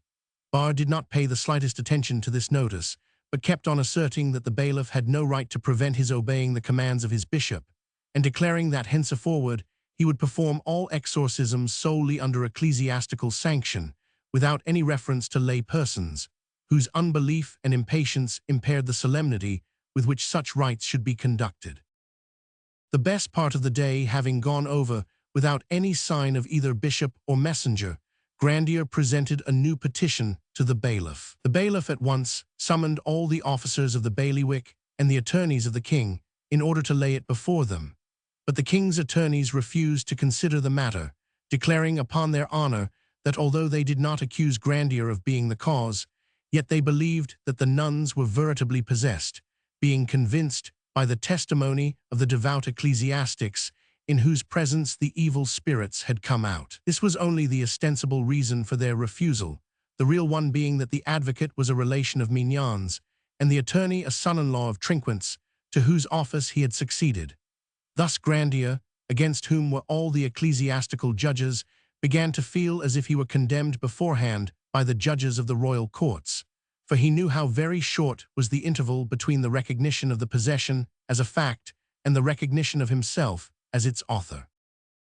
Nevertheless, in spite of the formal declarations of the king's advocate and attorney, the bailiff ordered the superior and the lay sister to be removed to houses in town, each to be accompanied by a nun as companion. During their absence from the convent, they were to be looked after by exorcists, by women of high character and position, as well as by physicians and attendants, all of whom he himself would appoint, all others being forbidden access to the nuns without his permission. The clerk was again sent to the convent with a copy of this decision, but the superior, having listened to the reading of the document, answered that in her own name and that of the sisterhood she refused to recognize the jurisdiction of the bailiff, that she had already received directions from the Bishop of Poitiers, dateth November, explaining the measures which were to be taken in the matter, and she would gladly send a copy of these directions to the bailiff to prevent his pleading ignorance of them. Furthermore, she demurred to the order for her removal, having vowed to live always secluded in a convent, and that no one could dispense her from this vow but the bishop. This protest having been made in the presence of Madame de Charnacé, aunt of two of the nuns, and Surgeon Mannery, who was related to another, they both united in drawing up a protest against violence, in case the bailiff should insist on having his orders carried out, declaring that, should he make the attempt, they would resist him as if he were a mere private individual.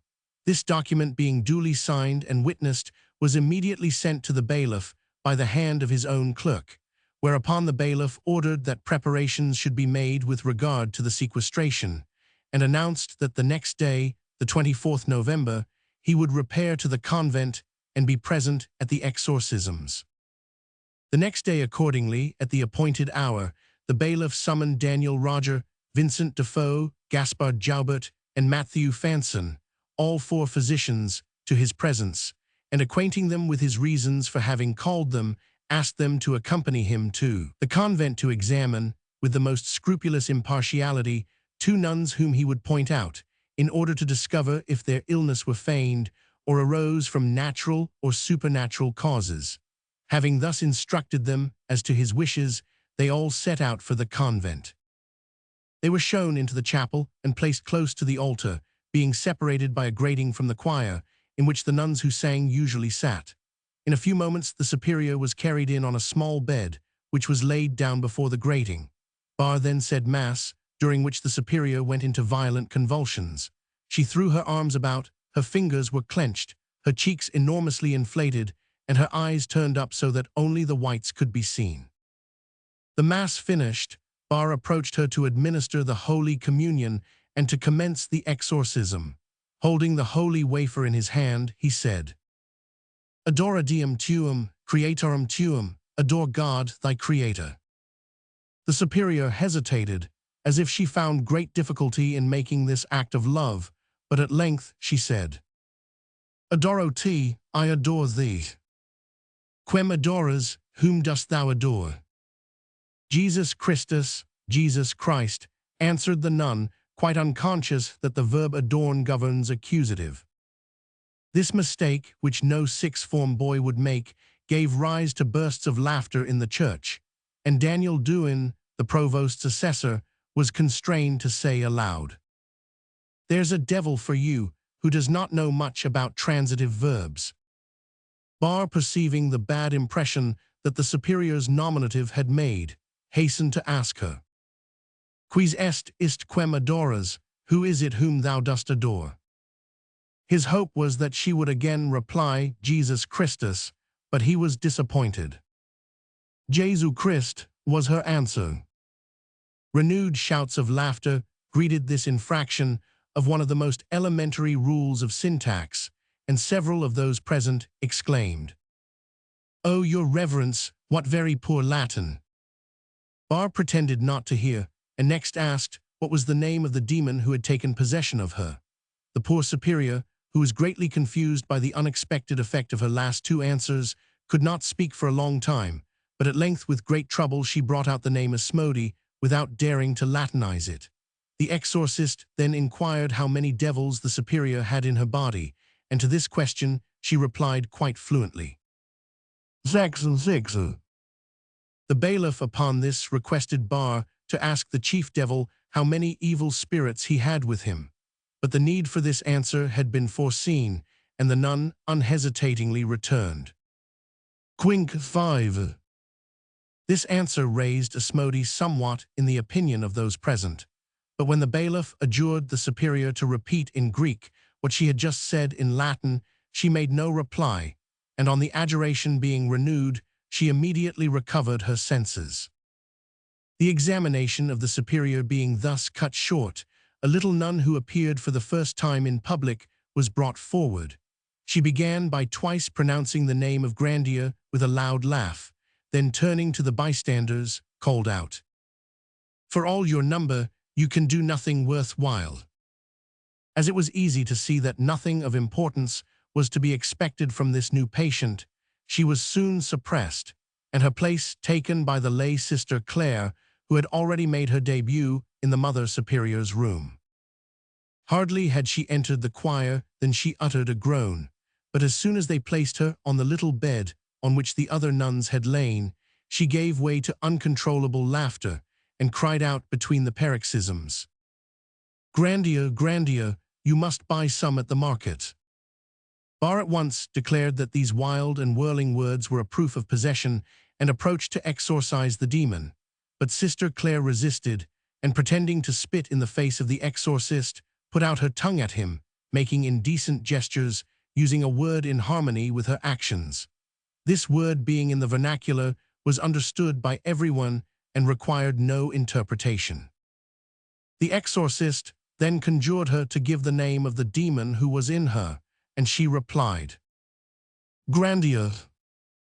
But Barr, by repeating his question, gave her to understand that she had made a mistake, whereupon she corrected herself and said, "Elimi." Nothing in the world could induce her to reveal the number of evil spirits by whom Elimi was accompanied, so that Barr, seeing that it was useless to press her on this point, passed on to the next question. "Quo pacto ingressus est demon?" By what pact did the demon get in? "Duplex, double," returned Sister Claire. This horror of the ablative, when the ablative was absolutely necessary, aroused once more the hilarity of the audience, and proved that Sister Claire's devil was just as poor a Latin scholar as the superiors, and Barr, fearing some new linguistic eccentricity on the part of the evil spirit, adjourned the meeting to another day.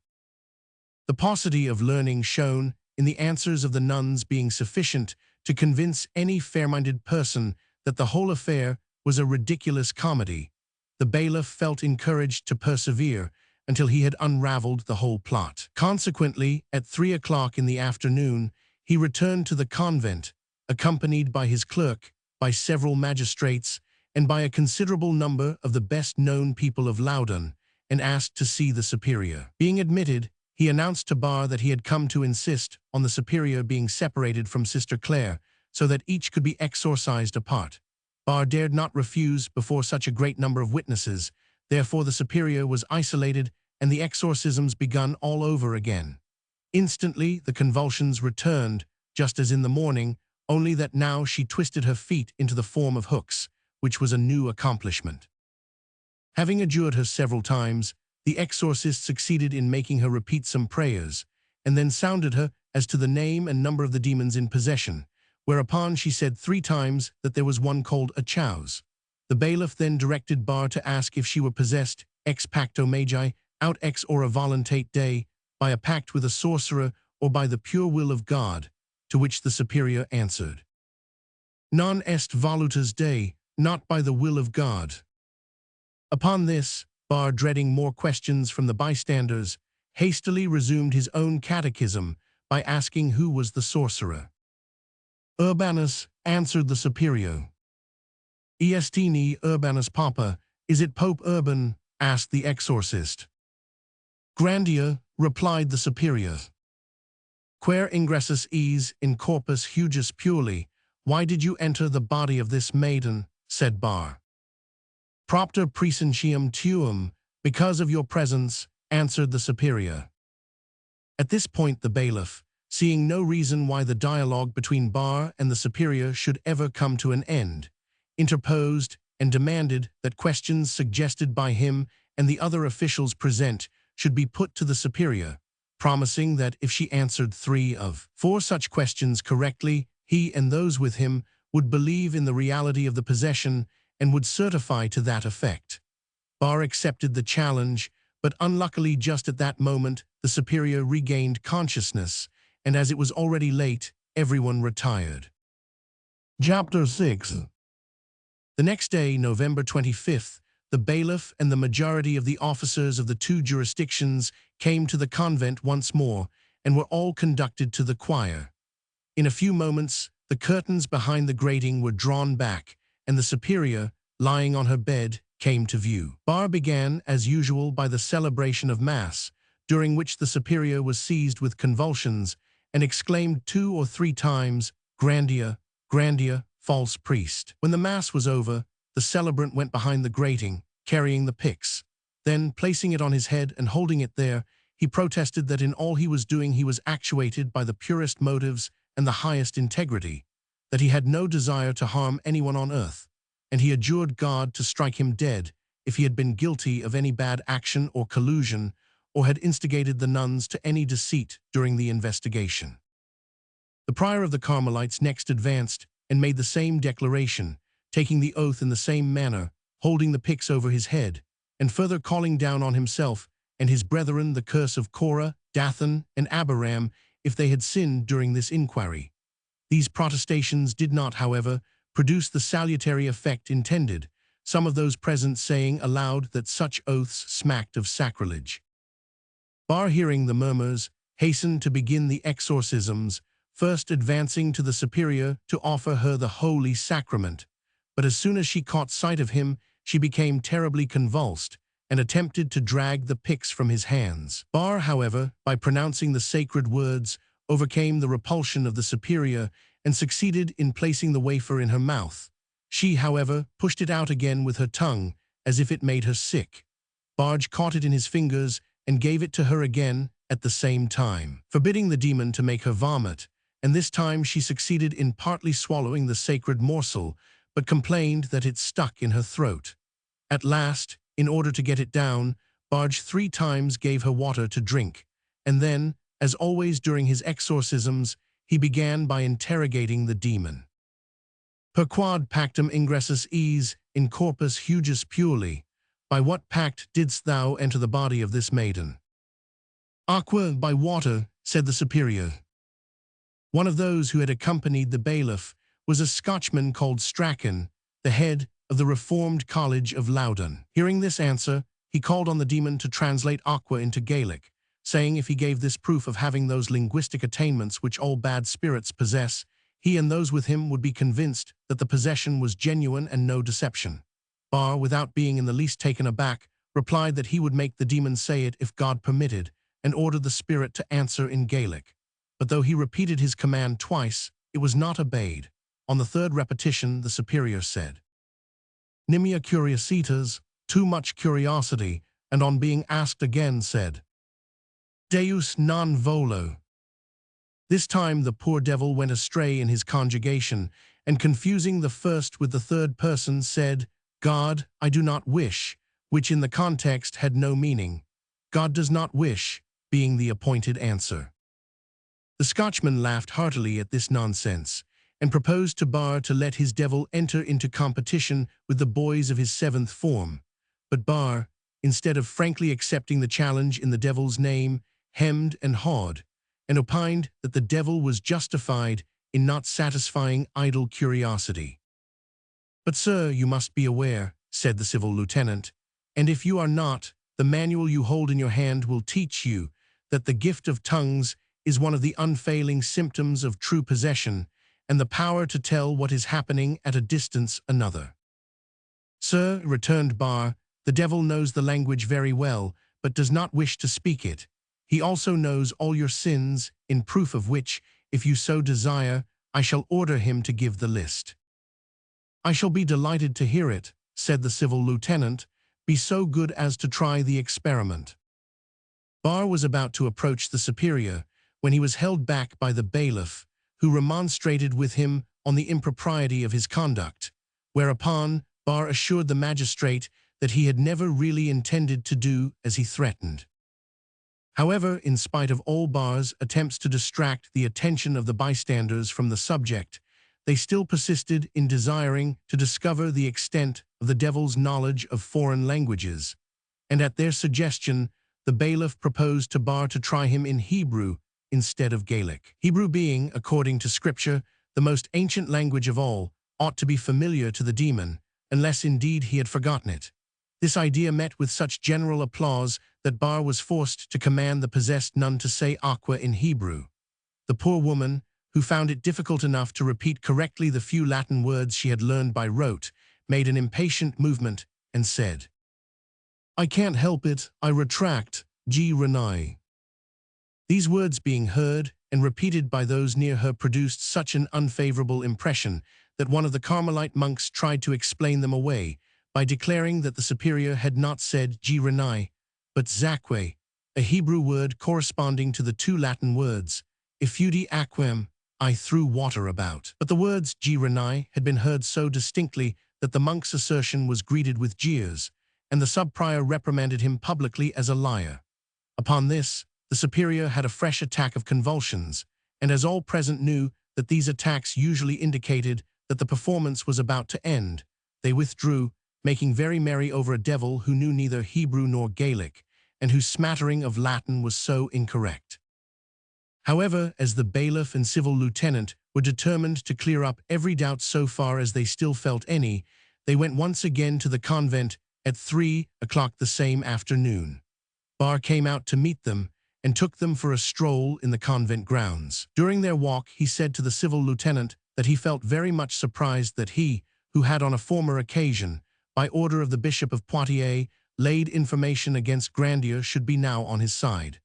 The civil lieutenant replied that he would be ready to inform against him again if there were any justification, but at present his object was to arrive at the truth, and in this he felt sure he should be successful. Such an answer was very unsatisfactory to Barr, so, drawing the bailiff aside, he remarked to him that a man among whose ancestors were many persons of condition, several of whom had held positions of much dignity in the church, and who himself held such an important judicial position, ought to show less incredulity in regard to the possibility of a devil entering into a human body, since if it were proved it would redound to the glory of God and the good of the church and of religion.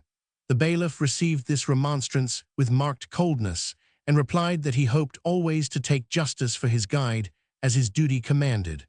Upon this, Barr pursued the subject no farther, but led the way to the superior's apartment.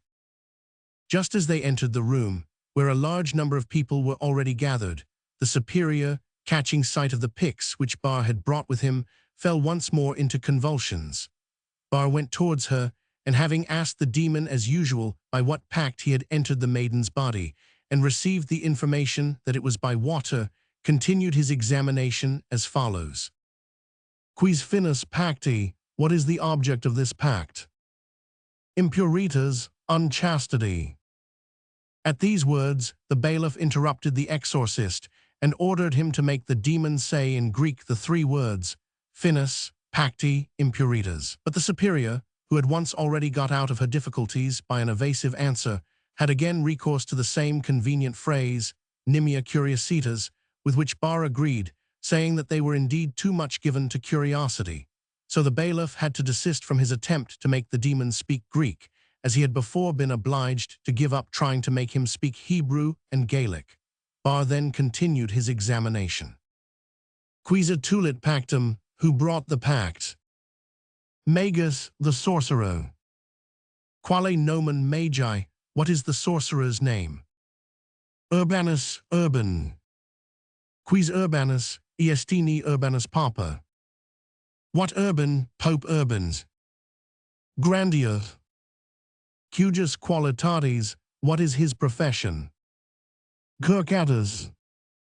The enriching of the Latin language by this new and unknown word produced a great effect on the audience. However, Barr did not pause long enough to allow it to be received with all the consideration it deserved, but went on at once. Quisa tulit aquam pacti, who brought the water of the pact? Magus, the magician. Qua hora, at what o'clock? Septima, at 7 o'clock. And matutina, in the morning. Sigo, in the evening. Quamodo intravit, how did he enter? Janua, by the doors. Quis vidit, who saw him? Tres, 3 persons. Here Barr stopped, in order to confirm the testimony of the devil, assuring his hearers that the Sunday after the superior's deliverance from the second possession, he along with Mignon and one of the sisters was sitting with her at supper, it being about 7 o'clock in the evening, when she showed them drops of water on her arm, and no one could tell where they came from. He had instantly washed her arm in holy water and repeated some prayers, and while he was saying them, the breviary of the superior was twice dragged from her hands and thrown at his feet.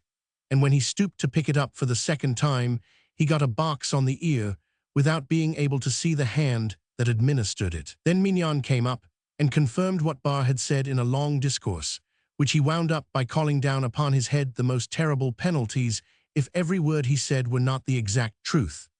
He then dismissed the assembly, promising to drive out the evil spirit the next day and exhorting those present to prepare themselves, by penitence and receiving the Holy Communion, for the contemplation of the wonders which awaited them.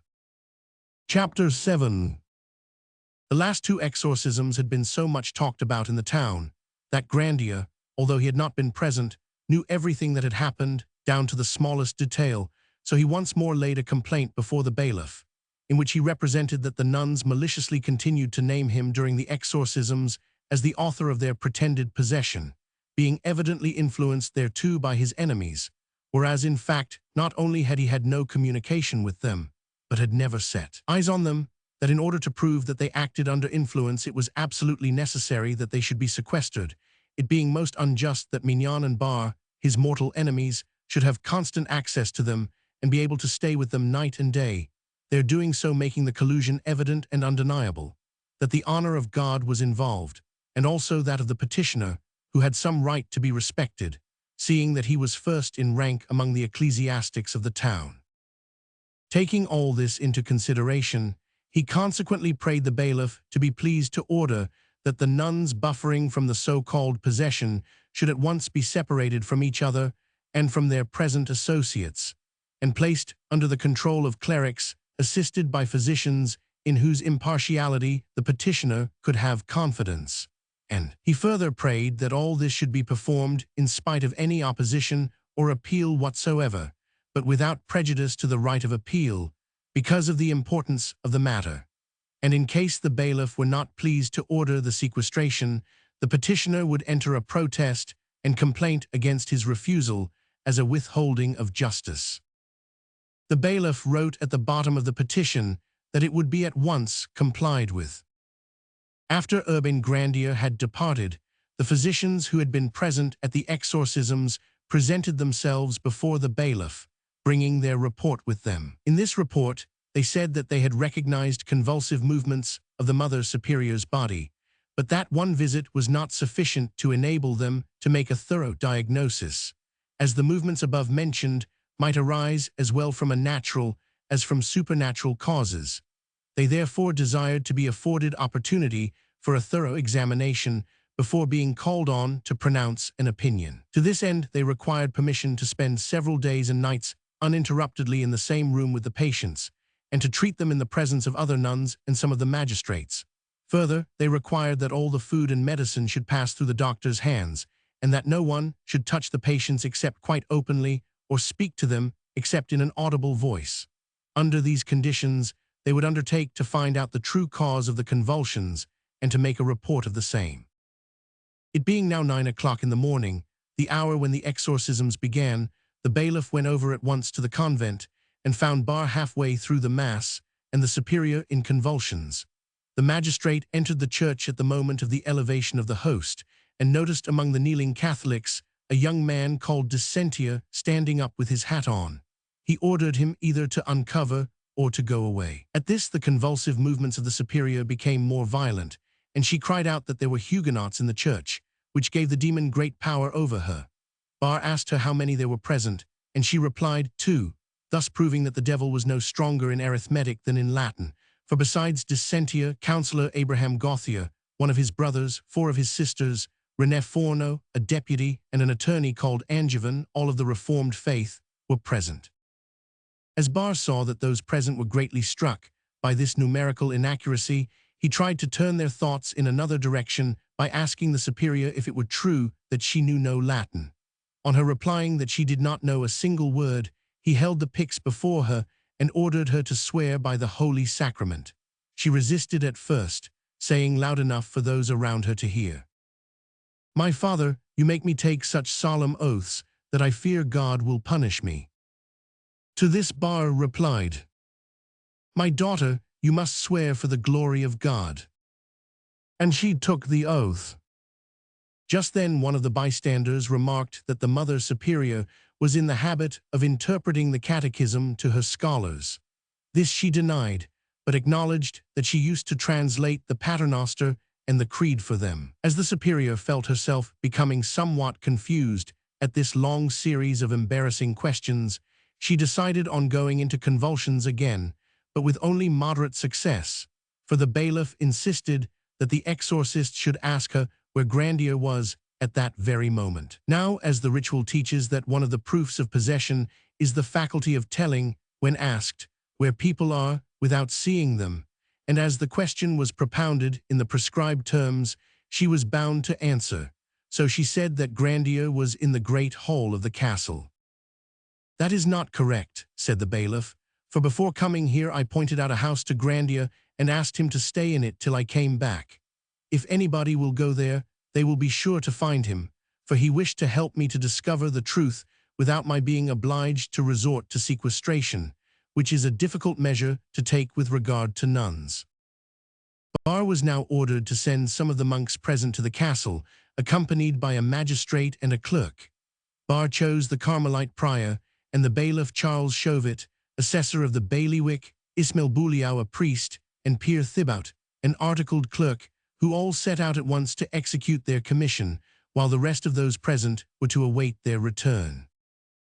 Meanwhile the Superior, who had not spoken a word since the bailiff's declaration, remained, in spite of repeated exorcisms, dumb, so Bar sent for Sister Claire, saying that one devil would encourage the other. The bailiff entered a formal protest against this step, insisting that the only result of a double exorcism would be to cause confusion, during which suggestions might be conveyed to the Superior, and that the proper thing to do was, before beginning new conjurations, to await the return of the messengers. Although the bailiff's suggestion was most reasonable, Bar knew better than to adopt it, for he felt that no matter what it cost, he must either get rid of the bailiff and all the other officials who shared his doubts, or find means, with the help of Sister Claire, to delude them into belief.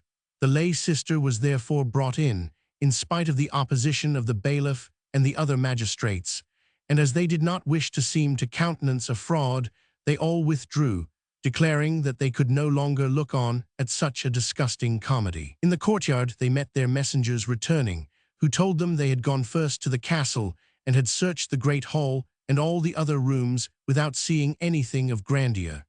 They had then gone to the house mentioned by the bailiff, where they found him for whom they were looking, in the company of Pierre Verret, the confessor of the nuns, Mathurin Rousseau, and Nicolas Benoit, canons and Comte, a doctor, from whom they learned that Grandier had not been an instant out of their sight for the last 2 hours. This being all the magistrates wanted to know, they went home, while their envoys went upstairs and told their story, which produced the effect which might be expected. Thereupon a Carmelite brother, wishing to weaken the impression, and thinking that the devil might be more lucky in his second guess than the first, asked the Superior where Grandier was just then. She answered without the slightest hesitation that he was walking with the bailiff in the church of Saint Croix. A new deputation was at once sent off, which, finding the church empty, went on to the palace and saw the bailiff presiding at a court. He had gone direct from the convent to the palace and had not yet seen Grandier. The same day the nuns sent word that they would not consent to any more exorcisms being performed in the presence of the bailiff and the officials who usually accompanied him, and that for the future they were determined to answer no questions before such witnesses. Grandier, learning of this piece of insolence, which prevented the only man on whose impartiality he could reckon from being henceforward present at the exorcisms, once more handed in a petition to the bailiff, begging for the sequestration of the 2 nuns, no matter at what risk. The bailiff, however, in the interests of the petitioner himself, did not dare to grant this request, for he was afraid that the ecclesiastical authorities would nullify his procedure, on the ground that the convent was not under his jurisdiction. He, however, summoned a meeting of the principal inhabitants of the town, in order to consult with them as to the best course to take for the public good. The conclusion they arrived at was to write to the Attorney General and to the Bishop of Poitiers, enclosing copies of the reports which had been drawn up, and imploring them to use their authority to put an end to these pernicious intrigues. This was done, but the Attorney General replied that the matter being entirely ecclesiastical, the Parliament was not competent to take cognizance of it. As for the bishop, he sent no answer at all. He was not, however, so silent towards Grandier's enemies, for the ill success of the exorcisms of November 26th, having made increased precautions necessary, they considered it would be well to apply to the bishop for a new commission, wherein he should appoint certain ecclesiastics to represent him during the exorcisms to come. Bar himself went to Poitiers to make this request. It was immediately granted, and the bishop appointed Basil, senior canon of Champigny, and de Morans, senior canon of Thouars, both of whom were related to some of Grandier's adversaries. The following is a copy of the new commission. Henry Louis Le Chataignier de la Rochepeze, by the divine will Bishop of Poitiers, to the senior canons of the Chatelet de Saint-Pierre de Thouars et de Champigny-sur-Vise, greeting. We by these presents command you to repair to the town of Loudun, to the convent of the nuns of Saint Ursule, to be present at the exorcisms which will be undertaken by Sieur Bar upon some nuns of the said convent who are tormented by evil spirits, we having thereto authorized the said Bar. You are also to draw up a report of all that takes place, and for this purpose are to take any clerk you may choose with you. Given and done at Poitiers, November 28, 1632. Signed Henry Louis, Bishop of Poitiers, countersigned by order of the said Lord Bishop, Michelet. These two commissioners, having been notified beforehand, went to Loudun, where Merscott, one of the Queen's chaplains, arrived at the same time, for the pious Queen, Anne of Austria, had heard so many conflicting accounts of the possession of the Ursuline nuns that she desired, for her own edification, to get to the bottom of the affair. We can judge what importance the case was beginning to assume by its being already discussed at court. In spite of the notice which had been sent them that the nuns would not receive them, the bailiff and the civil lieutenant, fearing that the royal envoy would allow himself to be imposed on and would draw up an account which would cast doubt on the facts contained in their reports, betook themselves to the convent on December 1st, the day on which the exorcisms were to recommence, in the presence of the new commissioners. They were accompanied by their assessor, by the provost's lieutenant, and a clerk. They had to knock repeatedly before anyone seemed to hear them, but at length a nun opened the door and told them they could not enter, being suspected of bad faith, as they had publicly declared that the possession was a fraud and an imposture. The bailiff, without wasting his time arguing with the sister, asked to see Bar, who soon appeared arrayed in his priestly vestments and surrounded by several persons, among whom was the Queen's chaplain. The bailiff complained that admittance had been refused to him and those with him, although he had been authorized to visit the convent by the Bishop of Poitiers. Bar replied that he would not hinder their coming in as far as it concerned him. "We are here with the intention of entering," said the bailiff, "and also for the purpose of requesting you to put 1 or 2 questions to the demon, which we have drawn up in terms which are in accordance with what is prescribed in the ritual. I am sure you will not refuse," he added, turning with a bow to Merscott, "to make this experiment in the presence of the Queen's chaplain, since by that means all those suspicions of imposture can be removed, which are unfortunately so rife concerning this business." "In that respect, I shall do as I please, and not as you order me," was the insolent reply of the exorcist. "It is, however, your duty to follow legal methods in your procedure," returned the bailiff, "if you sincerely desire the truth, for it would be an affront to God to perform a spurious miracle in his honor, and a wrong to the Catholic faith, whose power is in its truth, to attempt to give adventitious luster to its doctrines by the aid of fraud and deception." "Sir," said Bar, "I am a man of honor, I know my duty and I shall discharge it. But as to yourself, I must recall to your recollection that the last time you were here you left the chapel in anger and excitement, which is an attitude of mind most unbecoming in one whose duty it is to administer justice." Seeing that these recriminations would have no practical result, the magistrates cut them short by reiterating their demand for admittance, and on this being refused, they reminded the exorcists that they were expressly prohibited from asking any questions tending to cast a slur on the character of any person or persons whatever, under pain of being treated as disturbers of the public peace. At this warning Bar, saying that he did not acknowledge the bailiff's jurisdiction, shut the door in the faces of the two magistrates. As there was no time to lose if the machinations of his enemies were to be brought to naught, the bailiff and the civil lieutenant advised Grandier to write to the Archbishop of Bordeaux, who had once already extricated him from imminent danger, setting forth at length his present predicament. This letter, accompanied by the reports drawn up by the bailiff and the civil lieutenant, was sent off at once by trusty messenger to his Grace of Escarbleau de Sourdis. As soon as he received the dispatches, the worthy prelate, seeing how grave was the crisis, and that the slightest delay might be fatal to Grandier, set out at once for his abbey of St. Juinals-Marmes, the place in which he had already vindicated, in so striking a manner, the upright character of the poor persecuted priest by a fearless act of justice. It is not difficult to realize what a blow his arrival was to those who held a brief for the evil spirits in possession. Hardly had he reached St. Juin than he sent his own physician to the convent with orders to see the afflicted nuns and to test their condition, in order to judge if the convulsions were real or simulated. The physician arrived, armed with a letter from the archbishop, ordering Mignon to permit the bearer to make a thorough examination into the position of affairs. Mignon received the physician with all the respect due to him who sent him, but expressed great regret that he had not come a little sooner, as, thanks to his, Mignon's, exertions and those of Bar, the devils had been exorcised the preceding day. He nevertheless introduced the archbishop's envoy to the presence of the superior and Sister Claire, whose demeanor was as calm as if they had never been disturbed by any agitating experiences. Mignon's statement being thus confirmed, the doctor returned to St. Juin, the only thing to which he could bear testimony being the tranquillity which reigned at the moment in the convent.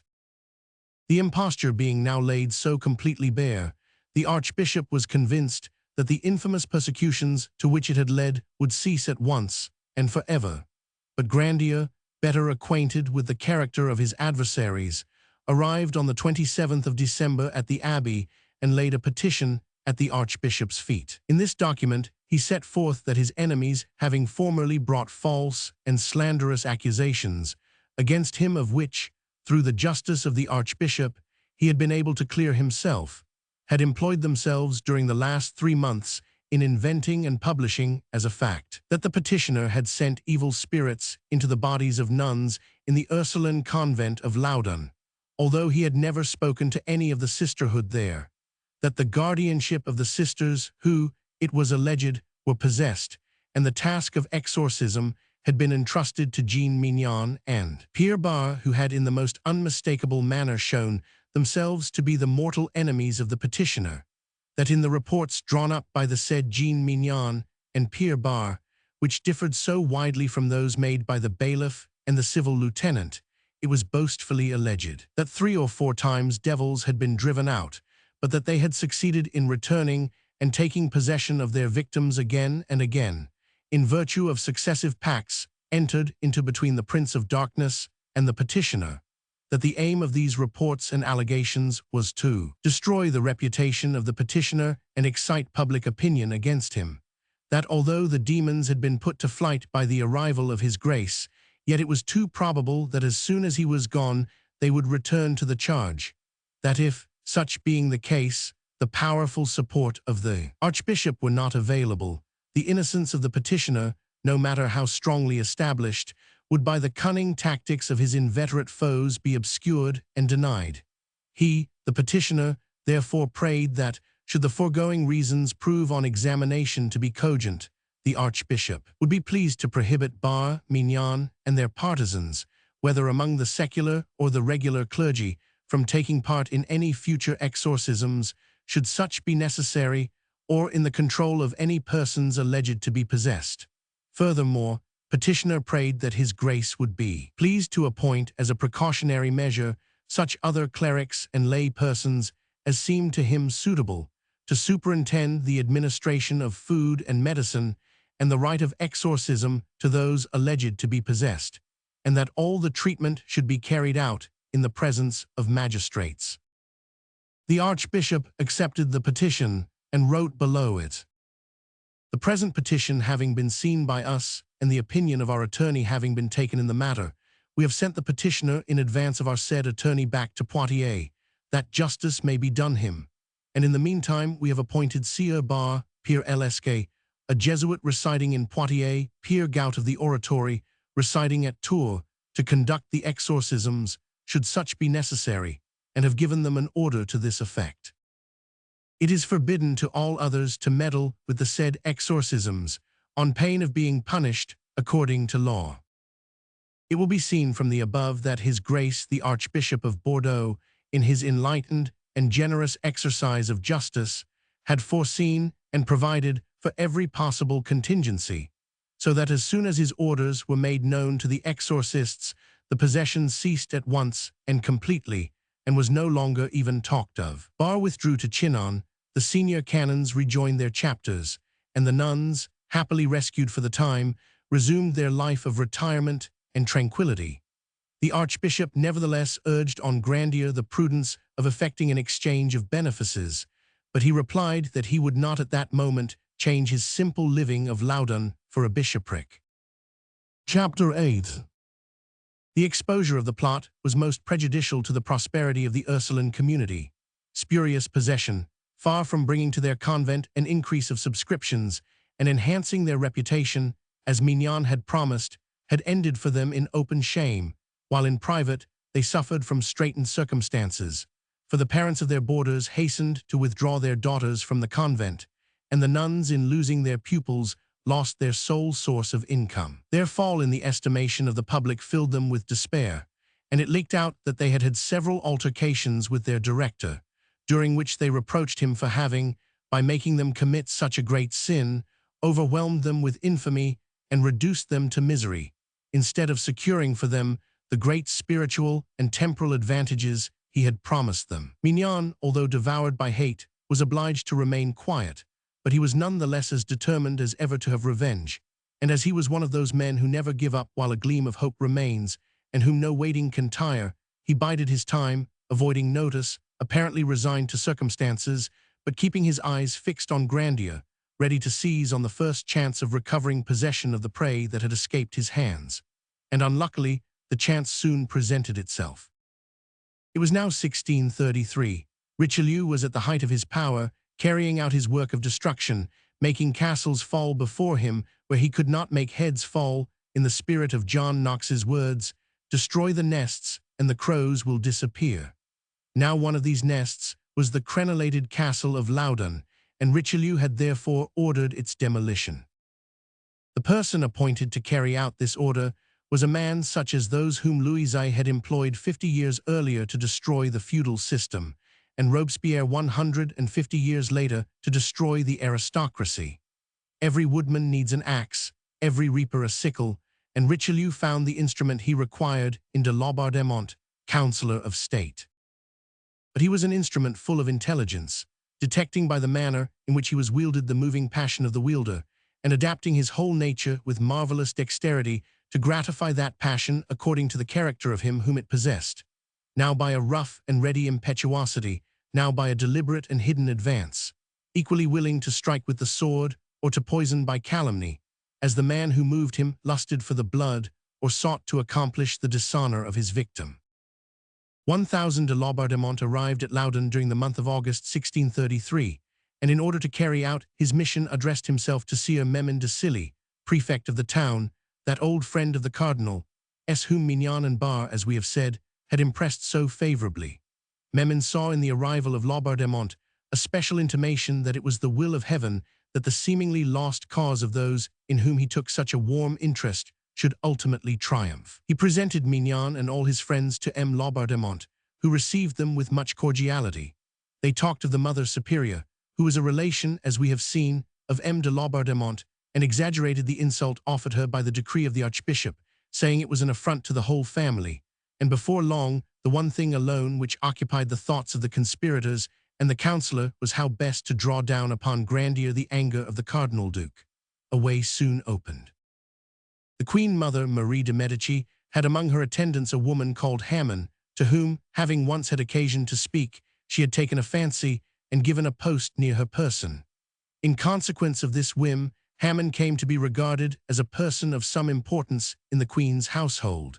Hammond was a native of Loudun and had passed the greater part of her youth there with her own people, who belonged to the lower classes. Grandier had been her confessor, and she attended his church, and as she was lively and clever, he enjoyed talking to her, so that at length an intimacy sprang up between them. It so happened at a time when he and the other ministers were in momentary disgrace, that a satire full of biting wit and raillery appeared, directed especially against the cardinal, and this satire had been attributed to Hammond, who was known to share, as was natural, her mistress's hatred of Richelieu. Protected as she was by the Queen's favor, the cardinal had found it impossible to punish Hammond, but he still cherished a deep resentment against her. It now occurred to the conspirators to accuse Grandier of being the real author of the satire, and it was asserted that he had learned from Hammond all the details of the cardinal's private life, the knowledge of which gave so much point to the attack on him. If they could once succeed in making Richelieu believe this, Grandier was lost. This plan being decided on, M. de Laubardemont was asked to visit the convent, and the devils, knowing what an important personage he was, flocked thither to give him a worthy welcome. Accordingly, the nuns had attacks of the most indescribably violent convulsions, and M. de Laubardemont returned to Paris convinced as to the reality of their possession. The first word the Councillor of State said to the cardinal about Urbain Grandier showed him that he had taken useless trouble in inventing the story about the satire, for by the bare mention of his name he was able to arouse the cardinal's anger to any height he wished. The fact was that when Richelieu had been prior of Coussay, he and Grandier had had a quarrel on a question of etiquette, the latter as priest of Loudun having claimed precedence over the prior and carried his point. The cardinal had noted the affront in his blood-stained tablets, and at the first hint de Laubardemont found him as eager to bring about Grandier's ruin as was the councillor himself. De Laubardemont was at once granted the following commission. Sieur de Laubardemont, Councillor of State and Privy Councillor, will betake himself to Loudun, and to whatever other places may be necessary, to institute proceedings against Grandier on all the charges formerly preferred against him, and on other facts which have since come to light, touching the possession by evil spirits of the Ursuline nuns of Loudun, and of other persons, who are said likewise to be tormented of devils through the evil practices of the said Grandier. He will diligently investigate everything from the beginning that has any bearing either on the said possession or on the exorcisms, and will forward to us his report thereon, and the reports and other documents sent in by former commissioners and delegates, and will be present at all future exorcisms, and take proper steps to obtain evidence of the said facts that they may be clearly established, and above all will direct, institute, and carry through the said proceedings against Grandier and all others who have been involved with him in the said case, until definitive sentence be passed, and in spite of any appeal or countercharge, this cause will not be delayed, but without prejudice to the right of appeal in other causes, on account of the nature of the crimes, and no regard will be paid to any request for postponement made by the said Grandier. His Majesty commands all governors, provincial lieutenant-generals, bailiffs, seneschals, and other municipal authorities, and all subjects whom it may concern, to give every assistance in arresting and imprisoning all persons whom it may be necessary to put under constraint, if they shall be required so to do. Furnished with this order, which was equivalent to condemnation, de Laubardemont arrived at Loudun, the 5th of December, 1633, at 9 o'clock in the evening, and to avoid being seen, he alighted in a suburb at the house of one Maître Paul Aubin, king's usher, and son-in-law of Memon de Silly. His arrival was kept so secret that neither Grandier nor his friends knew of it, but Memon, Herve Menuau, and Mignon were notified, and immediately called on him. De Laubardemont received them, commission in hand, but broad as it was, it did not seem to them sufficient, for it contained no order for Grandier's arrest, and Grandier might fly. De Laubardemont, smiling at the idea that he could be so much in fault, drew from his pocket an order in duplicate, in case one copy should be lost, dated like the commission, November 30th, signed Louis and countersigned Philippot. It was conceived in the following terms.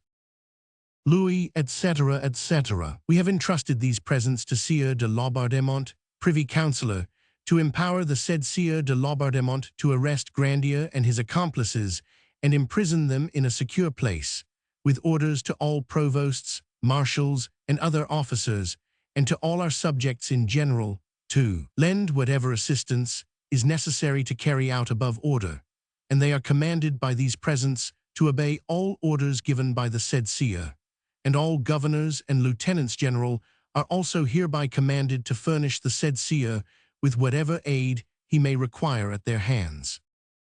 This document being the completion of the other, it was immediately resolved, in order to show that they had the royal authority at their back, and as a preventive measure, to arrest Grandier at once, without any preliminary investigation. They hoped by this step to intimidate any official who might still be inclined to take Grandier's part, and any witness who might be disposed to testify in his favor. Accordingly, they immediately sent for Guillaume Aubin, Sieur de Lagrange, and Provost, Lieutenant. De Laubardemont communicated to him the commission of the Cardinal and the order of the King, and requested him to arrest Grandier early next morning. De Lagrange could not deny the two signatures, and answered that he would obey. But as he foresaw from their manner of going to work that the proceedings about to be instituted would be an assassination and not a fair trial, he sent, in spite of being a distant connection of Memon, whose daughter was married to his Lagrange's brother, to warn Grandier of the orders he had received. But Grandier, with his usual intrepidity, while thanking Lagrange for his generous message, sent back word that, secure in his innocence and relying on the justice of God, he was determined to stand his ground. So Grandier remained, and his brother, who slept beside him, declared that his sleep that night was as quiet as usual. The next morning he rose, as was his habit, at 6 o'clock, took his breviary in his hand, and went out with the intention of attending matins at the church of St. Croix. He had hardly put his foot over the threshold before Lagrange, in the presence of Memon, Mignon, and the other conspirators, who had come out to gloat over the sight, arrested him in the name of the king. He was at once placed in the custody of Jean Pauget, an archer in his Majesty's guards, and of the archers of the provosts of Loudun and Chinon, to be taken to the castle at Angers. Meanwhile a search was instituted, and the royal seal affixed to the doors of his apartments, to his presses, his other articles of furniture, in fact, to everything and place in the house. But nothing was found that tended to compromise him, except an essay against the celibacy of priests, and 2 sheets of paper whereon were written in another hand than his, some love poems in the taste of that time. Chapter 9. For 4 months Grandier languished in prison, and according to the report of Michelin, commandant of Angers, and of Pierre Bacca, his confessor, he was, during the whole period, a model of patience and firmness, passing his days in reading good books or in writing prayers and meditations, which were afterwards produced at his trial. Meanwhile, in spite of the urgent appeals of Jean Estey, mother of the accused, who, although 70 years of age, seemed to recover her youthful strength and activity in the desire to save her son, Laubardemont continued the examination, which was finished on Apath. Urbain was then brought back from Angers to Loudun. An extraordinary cell had been prepared for him in a house belonging to Mignon, and which had formerly been occupied by a sergeant named Bontemps, once clerk to Trinquant, who had been a witness for the prosecution in the first trial. It was on the topmost story. The windows had been walled up, leaving only one small slit open, and even this opening was secured by enormous iron bars. And by an exaggeration of caution, the mouth of the fireplace was furnished with a grating, lest the devils should arrive through the chimney to free the sorcerer from his chains. Furthermore, 2 holes in the corners of the room, so formed that they were unnoticeable from within, allowed a constant watch to be kept over Grandier's movements by Bontemps' wife, a precaution by which they hoped to learn something that would help them in the coming exorcisms. In this room, lying on a little straw, and almost without light, Grandier wrote the following letter to his mother. My mother, I received your letter and everything you sent me except the woolen stockings. I endure any affliction with patience and feel more pity for you than for myself. I am very much inconvenienced for want of a bed. Try and have mine brought to me, for my mind will give way if my body has no rest. If you can, send me a breviary, a Bible, and a St. Thomas for my consolation, and above all, do not grieve for me. I trust that God will bring my innocence to light. Commend me to my brother and sister and all our good friends. I am, Mother, your dutiful son and servant, Grandier. While Grandier had been in prison at Angers, the cases of possession at the convent had miraculously multiplied, for it was no longer only the superior and Sister Claire who had fallen a prey to the evil spirits, but also several other sisters, who were divided into 3 groups as follows and separated. The superior, with Sisters Louise des Anges and Anne de Saint Agnes, were sent to the house of Sieur de Laval, advocate, legal advisor to the sisterhood. Sisters Claire and Catherine de la Présentation were placed in the house of Canon Morat. Sisters Elizabeth de la Croix, Monique de Saint-Marthe, Jean du Saint-Esprit, and Seraphique Archer were in a 3rd house. A general supervision was undertaken by Memin's sister, the wife of Mausant, who was thus closely connected with 2 of the greatest enemies of the accused, and to her Bontem's wife told all that the superior needed to know about Grandier. Such was the manner of the sequestration. The choice of physicians was no less extraordinary. Instead of calling in the most skilled practitioners of Angers, Tours, Poitiers, or Somme, all of them, except Daniel Roger of Loudun, came from the surrounding villages and were men of no education. One of them, indeed, had failed to obtain either degree or license, and had been obliged to leave Somme in consequence. Another had been employed in a small shop to take goods home, a position he had exchanged for the more lucrative one of quack. There was just as little sense of fairness and propriety shown in the choice of the apothecary and surgeon. The apothecary, whose name was Adam, was Mignon's first cousin, and had been one of the witnesses for the prosecution at Grandier's first trial.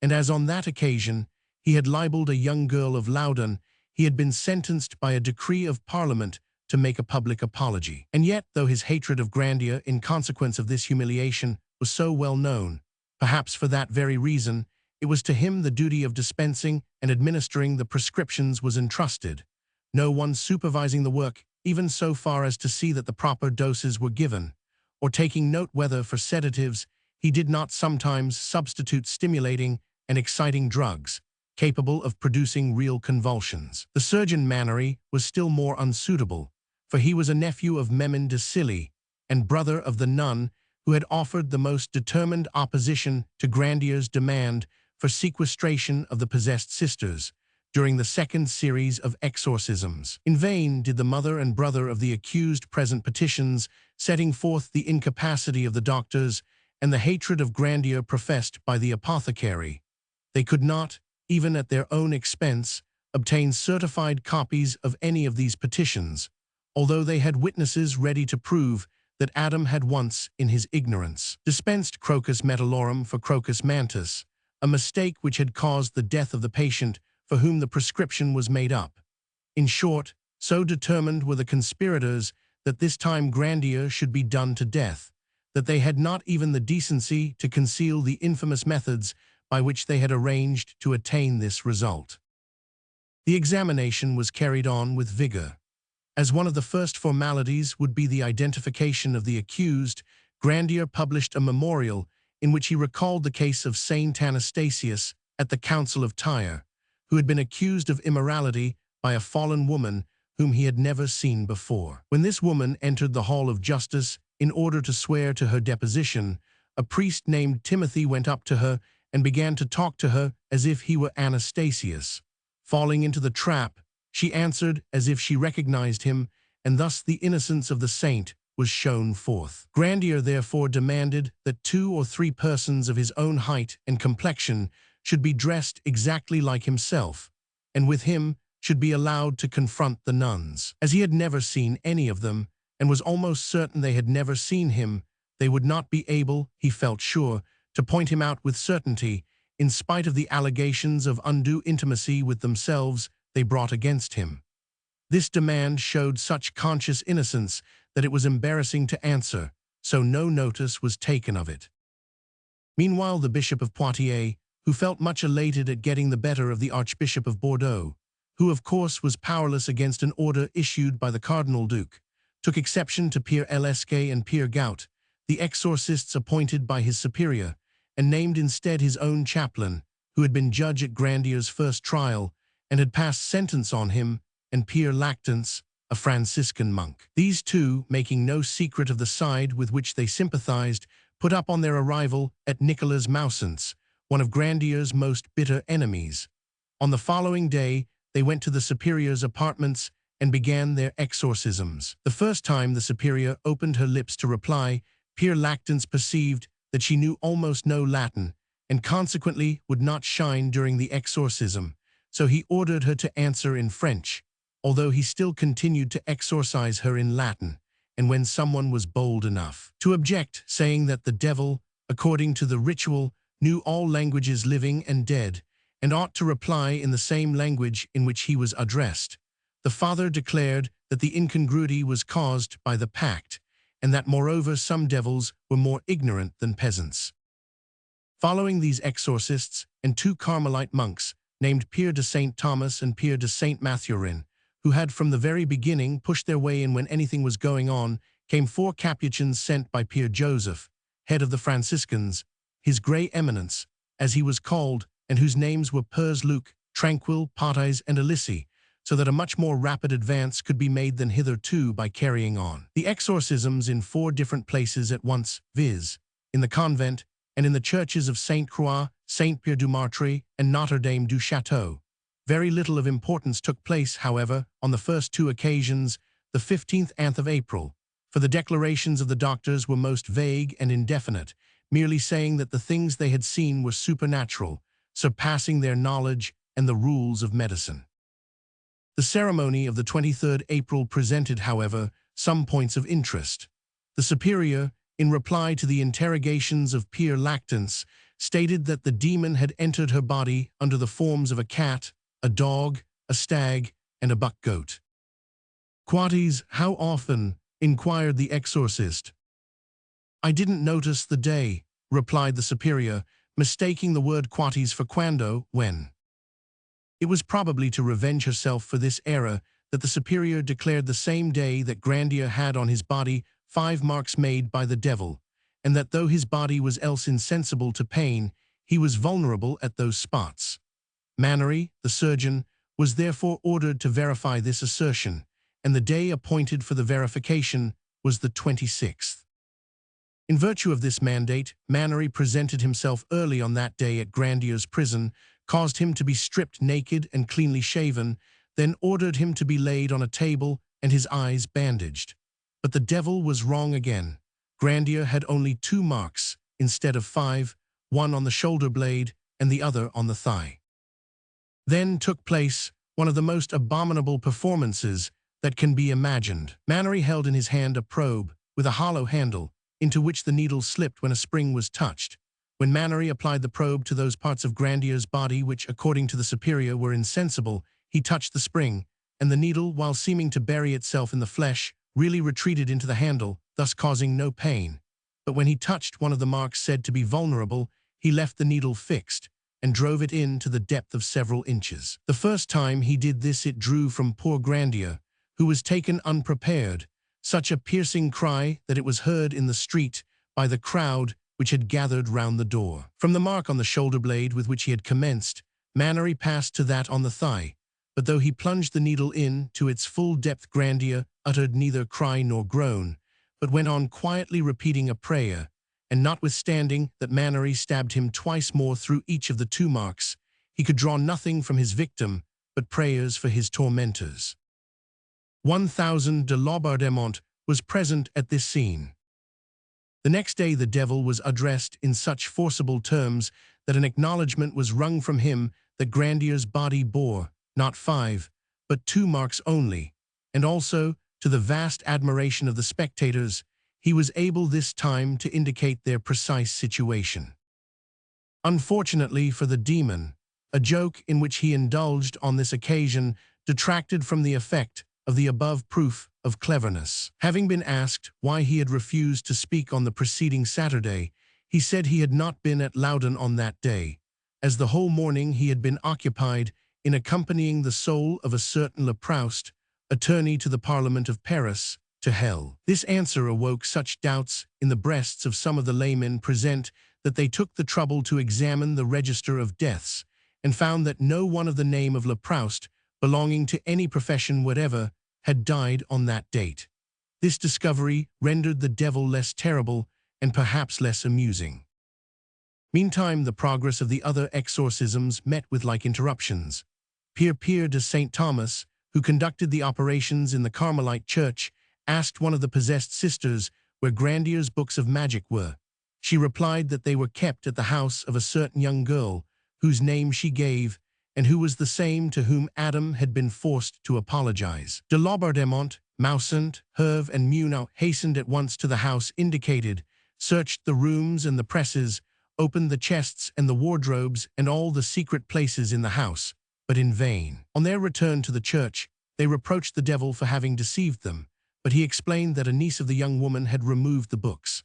Upon this, they hurried to the niece's dwelling, but unluckily she was not at home, having spent the whole day at a certain church making her devotions, and when they went thither, the priests and attendants averred that she had not gone out all day.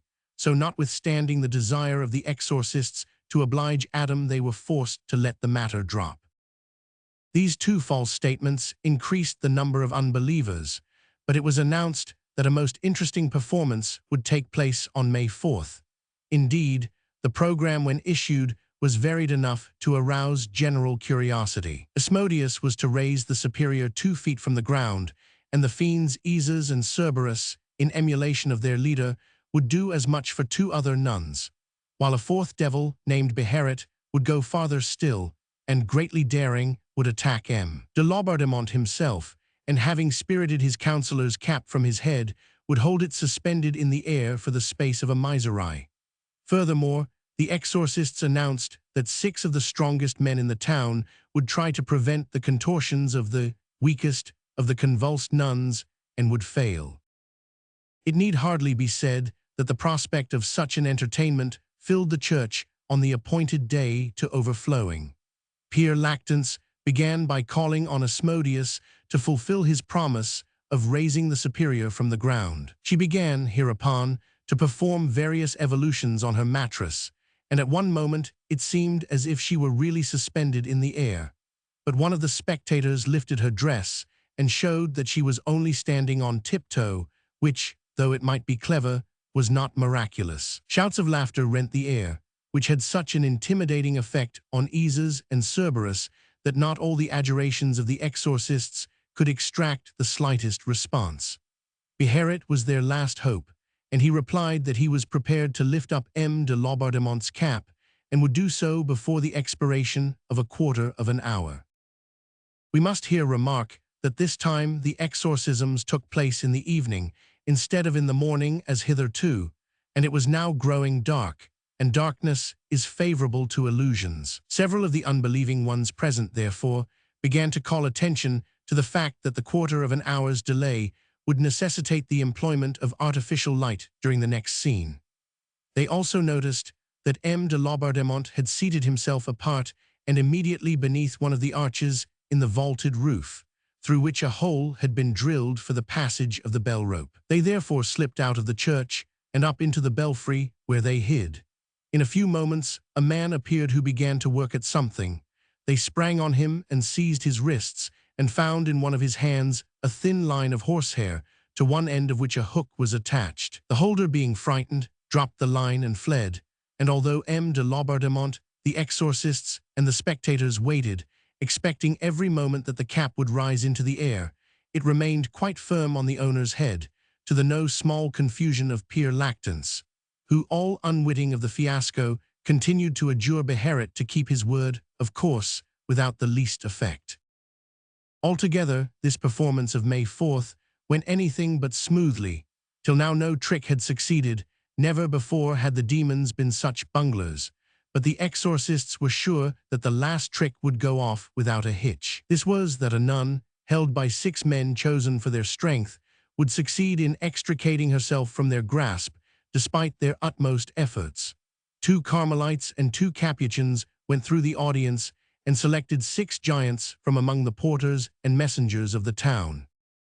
This time the devil answered expectations by showing that if he was not clever he was strong, for although the 6 men tried to hold her down upon her mattress, the superior was seized with such terrible convulsions that she escaped from their hands, throwing down one of those who tried to detain her. This experiment, thrice renewed, succeeded thrice, and belief seemed about to return to the assembly, when a physician of Somer named Duncan, suspecting trickery, entered the choir, and ordering the 6 men to retire, said he was going to try and hold the superior down unaided, and if she escaped from his hands, he would make a public apology for his unbelief.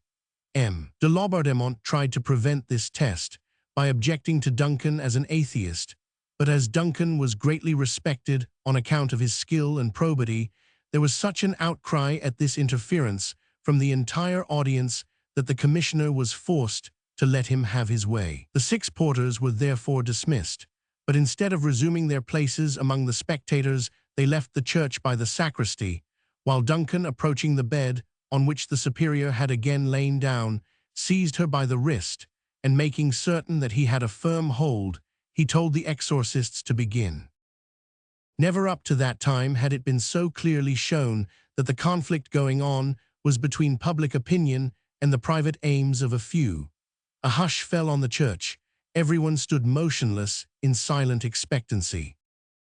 The moment Pere Lactance uttered the sacred words, the convulsions of the superior recommenced, but it seemed as if Duncan had more strength than his 6 predecessors together, for twist and writhe and struggle as she would, the superior's wrist remained none the less firmly clasped in Duncan's hand.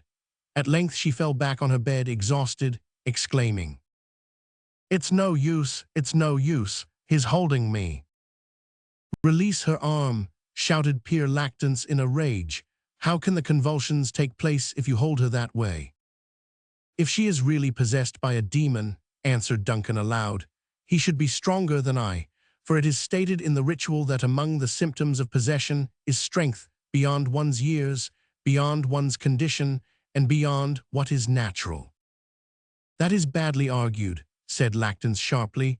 "A demon outside the body is indeed stronger than you, but when enclosed in a weak frame such as this, it cannot show such strength, for its efforts are proportioned to the strength of the body it possesses." "Enough," said de Laubardemont. "We did not come here to argue with philosophers, but to build up the faith of Christians."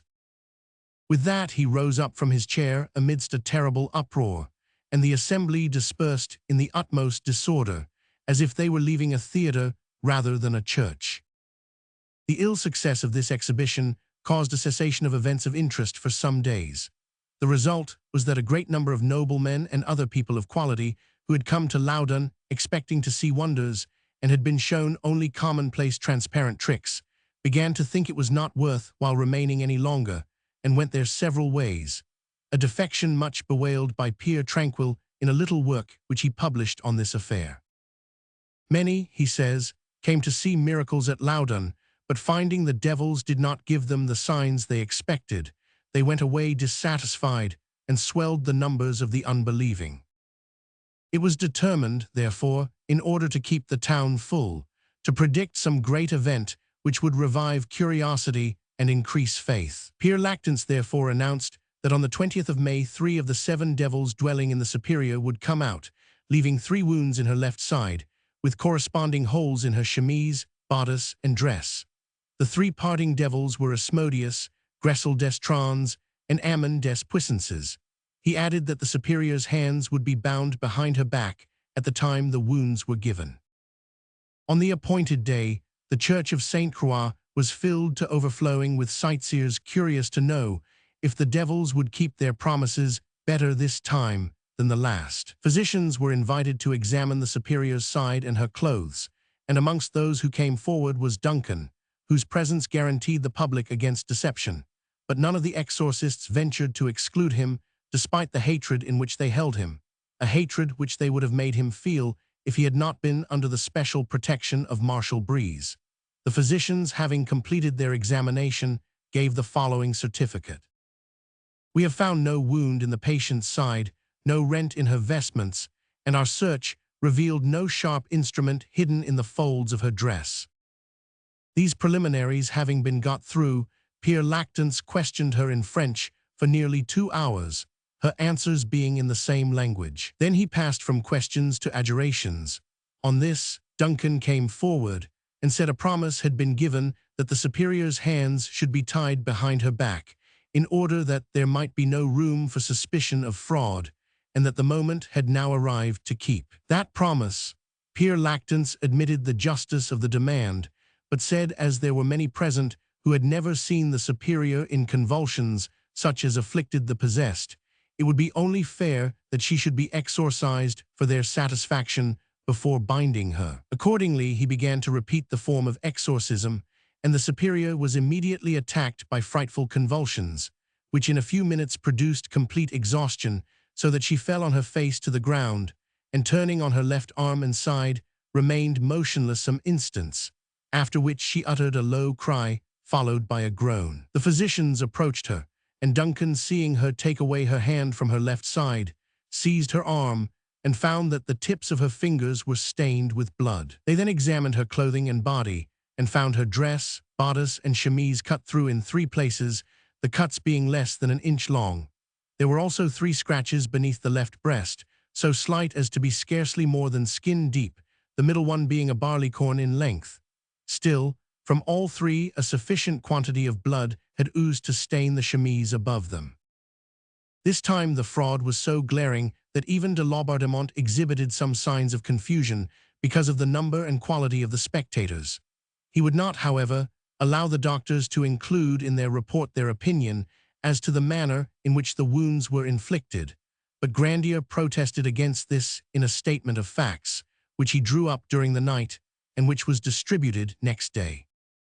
It was as follows: that if the superior had not groaned, the physicians would not have removed her clothes, and would have suffered her to be bound, without having the least idea that the wounds were already made.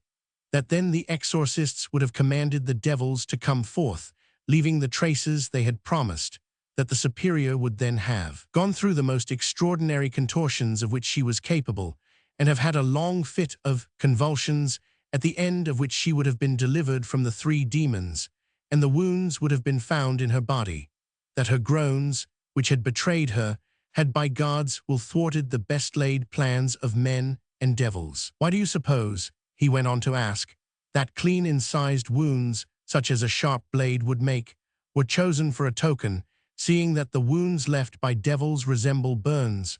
Was it not because it was easier for the superior to conceal a lancet with which to wound herself slightly, than to conceal any instrument sufficiently heated to burn her? Why do you think the left side was chosen rather than the forehead and nose, if not because she could not give herself a wound in either of those places without being seen by all the spectators? Why was the left side rather than the right chosen, if it were not that it was easier for the superior to wound herself with her right hand, which she habitually used, in the left side than in the right? Why did she turn on her left side and arm and remain so long in that position, if it were not to hide from the bystanders the instrument with which she wounded herself? What do you think caused her to groan, in spite of all her resolution, if it were not the pain of the wound she gave herself? For the most courageous cannot repress a shudder when the surgeon opens a vein. Why were her fingertips stained with blood, if it were not that the secreted blade was so small that the fingers which held it could not escape being reddened by the blood it caused to flow?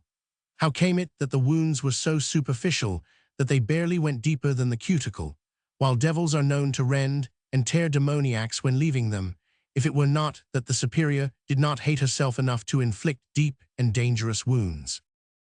Despite this logical protest from Grandier and the barefaced knavery of the exorcist, M. de Laubardemont prepared a report of the expulsion of the 3 devils, Asmodeus, Gressel, and Ammon, from the body of Sister Jean des Anges, through 3 wounds below the region of the heart, a report which was afterwards shamelessly used against Grandier, and of which the memorandum still exists, a monument not so much of credulity and superstition as of hatred and revenge.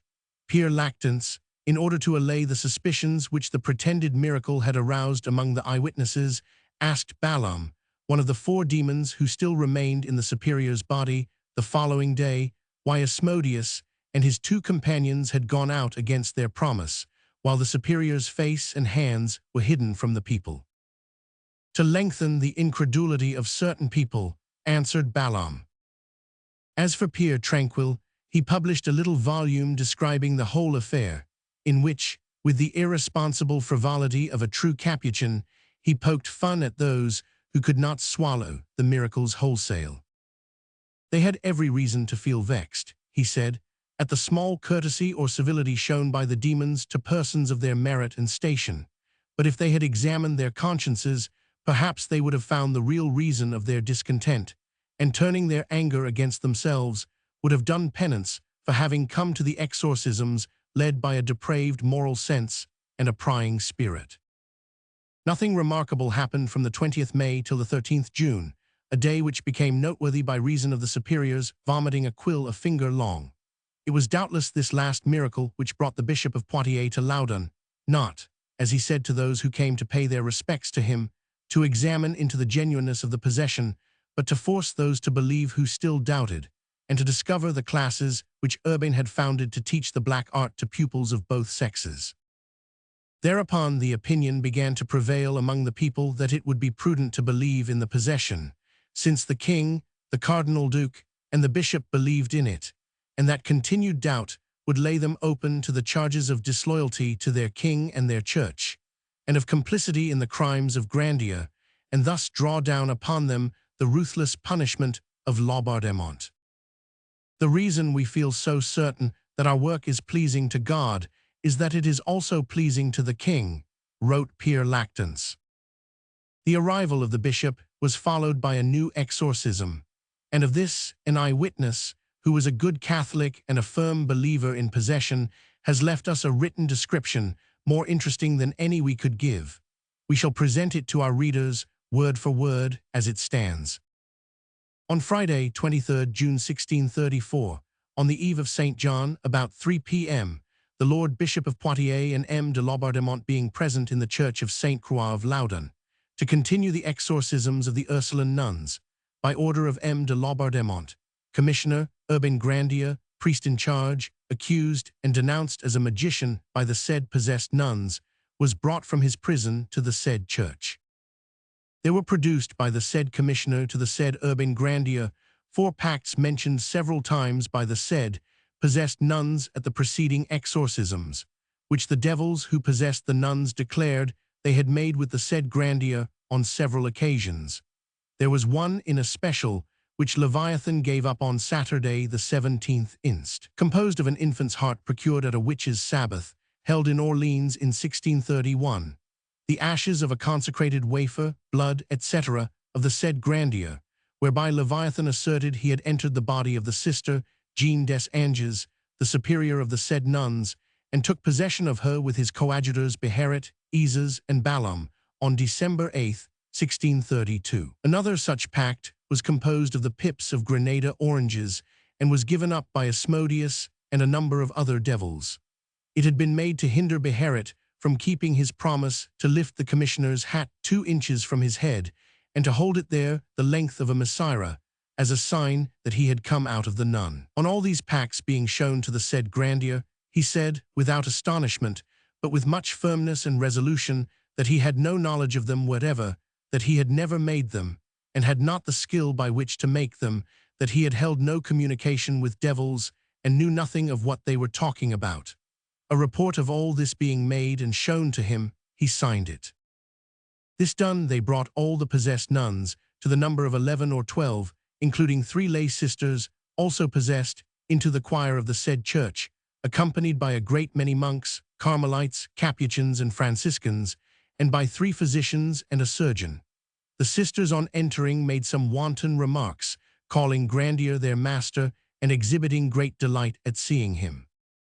Thereupon Pierre Lactance and Gabriel, a Franciscan brother, and one of the exorcists, exhorted all present with great fervor to lift up their hearts to God, and to make an act of contrition for the offenses committed against his divine majesty, and to pray that the number of their sins might not be an obstacle to the fulfillment of the plans which he in his providence had formed for the promotion of his glory on that occasion, and to give outward proof of their heartfelt grief by repeating the Confiteor as a preparation for the blessing of the Lord Bishop of Poitiers. This having been done, he went on to say that the matter in question was of such moment and so important in its relation to the great truths of the Roman Catholic Church, that this consideration alone ought to be sufficient to excite their devotion, and furthermore, that the affliction of these poor sisters was so peculiar and had lasted so long that charity impelled all those who had the right to work for their deliverance and the expulsion of the devils to employ the power entrusted to them with their office in accomplishing so worthy a task by the forms of exorcism prescribed by the Church to its ministers.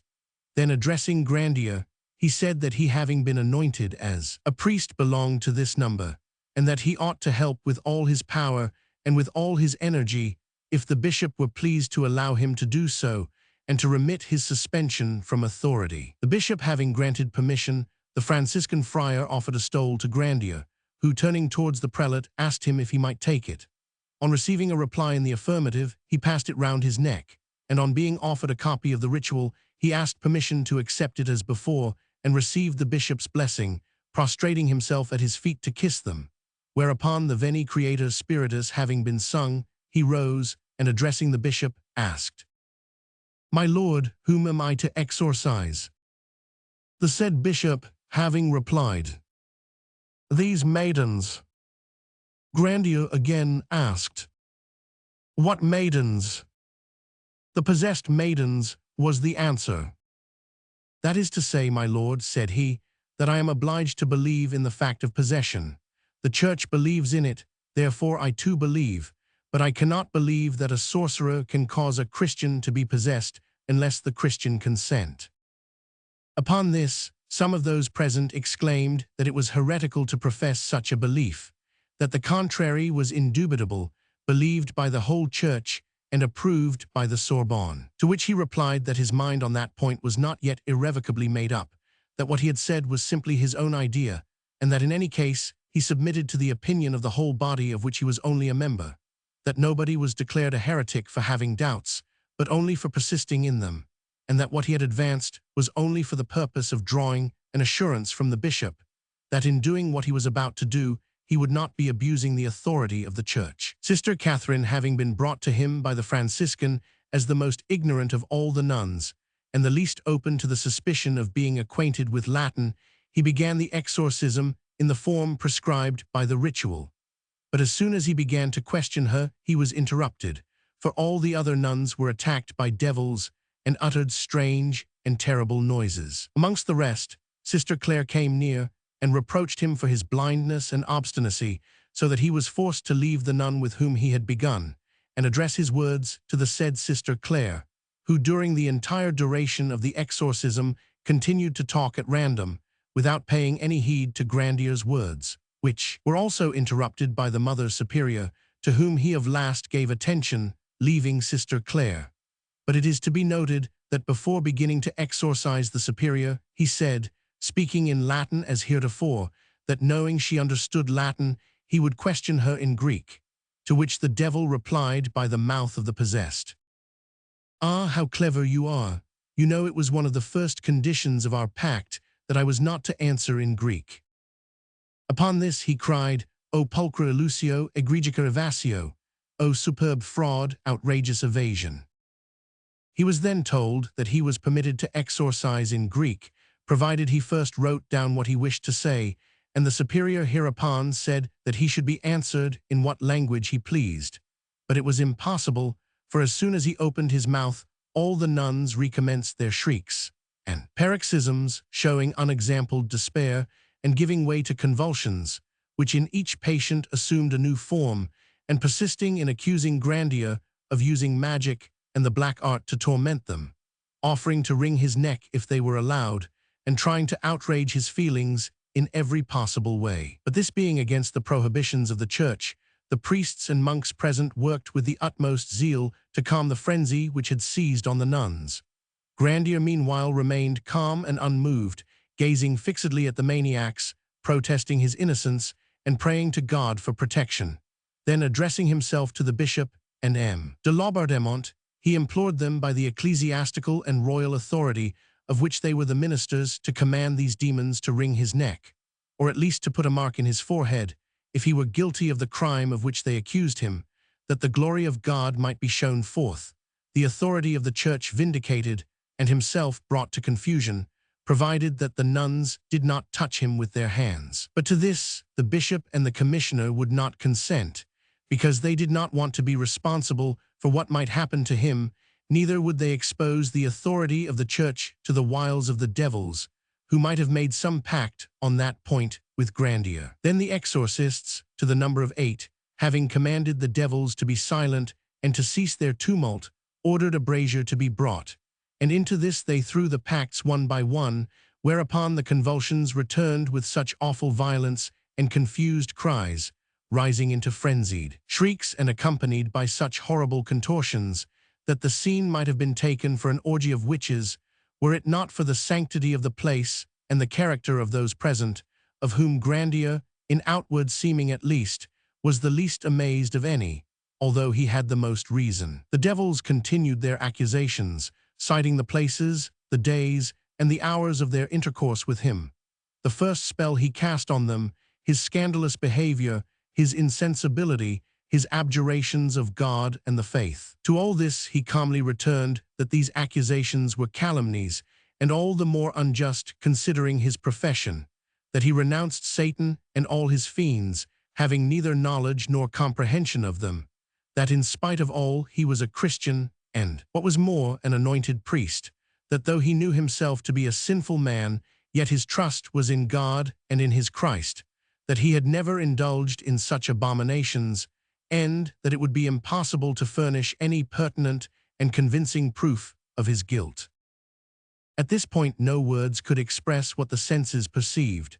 Eyes and ears received an impression of being surrounded by furies such as had never been gathered together before, and unless accustomed to such ghastly scenes as those who sacrificed to demons, no one could keep his mind free from astonishment and horror in the midst of such a spectacle. Grandier alone remained unchanged through it all, seemingly insensible to the monstrous exhibitions, singing hymns to the Lord with the rest of the people, as confident as if he were guarded by legions of angels.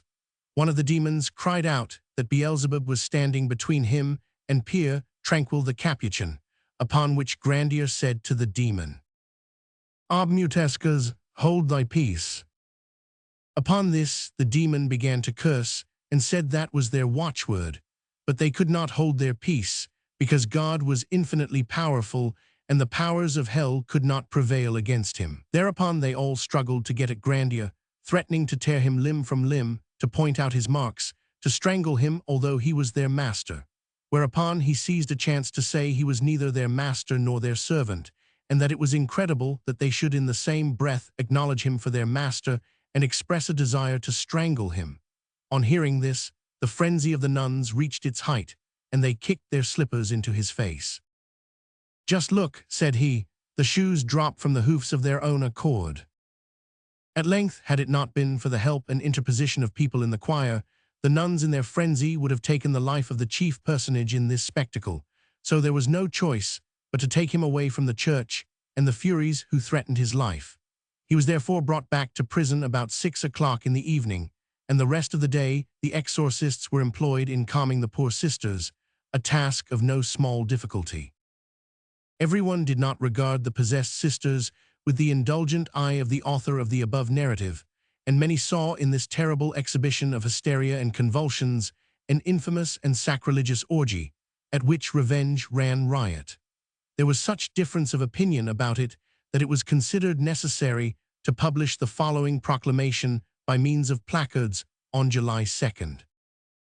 All persons of whatever rank or profession are hereby expressly forbidden to traduce, or in any way malign, the nuns and other persons at Loudun possessed by evil spirits, or their exorcists, or those who accompany them either to the places appointed for exorcism or elsewhere, in any form or manner whatever, on pain of a fine of 10,000 livres, or a larger sum and corporal punishment, should the case so require.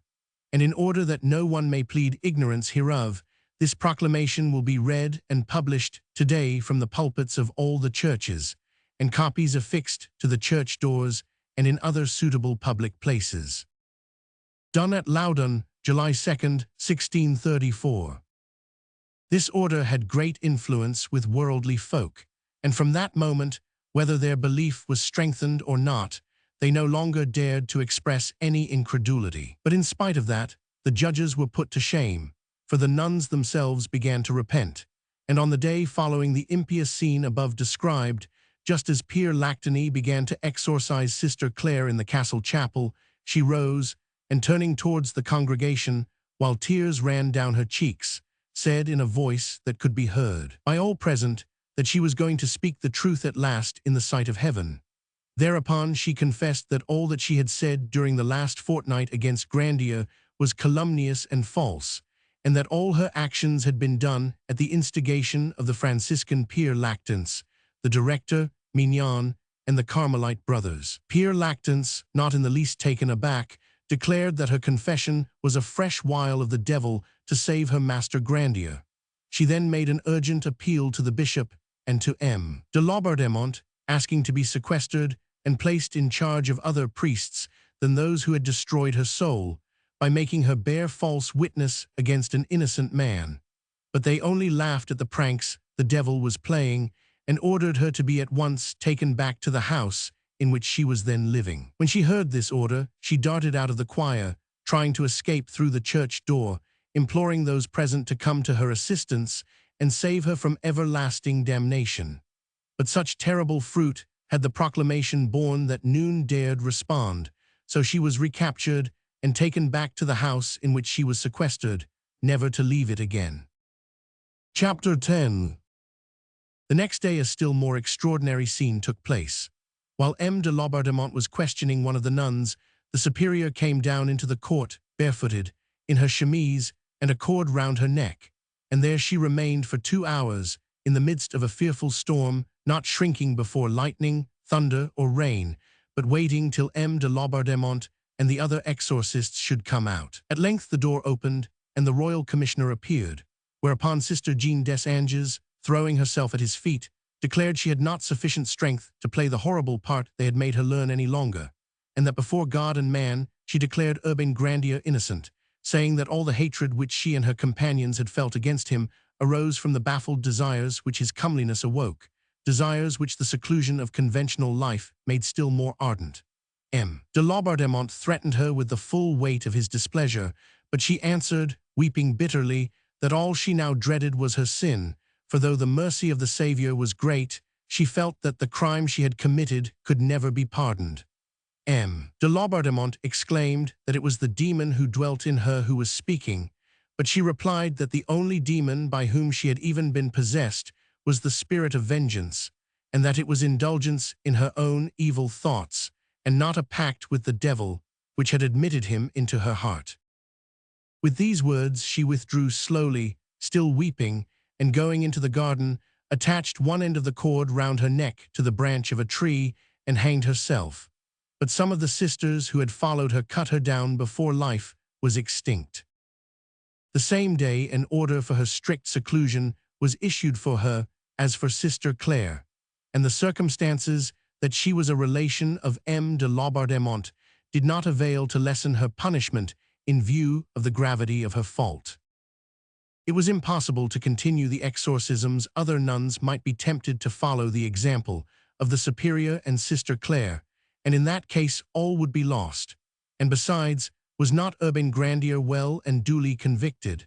It was announced, therefore, that the examination had proceeded far enough, and that the judges would consider the evidence and deliver judgment.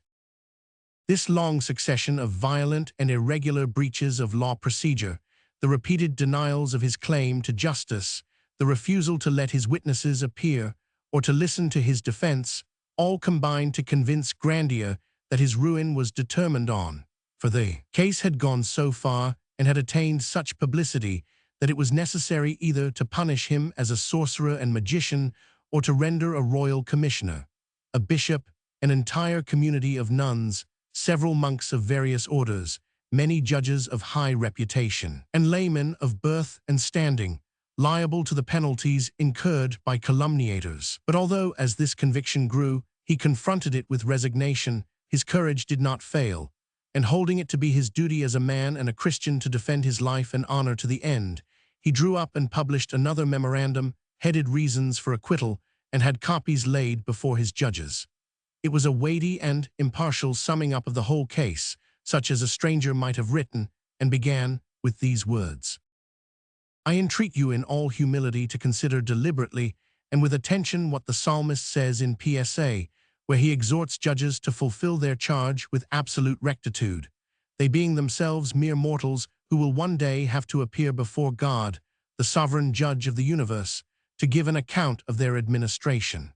The Lord's anointed speaks to you today who are sitting in judgment and says, God standeth in the congregation of the mighty, he judgeth among the gods. How long will ye judge unjustly and accept the persons of the wicked? Defend the poor and fatherless, do justice to the afflicted and needy. Deliver the poor and needy, rid them out of the hand of the wicked. I have said, ye are gods, and all of you are children of the Most High. But ye shall die like men, and fall like one of the princes. But this appeal, although convincing and dignified, had no influence upon the commission, and on the 18th of August, the following verdict and sentence was pronounced.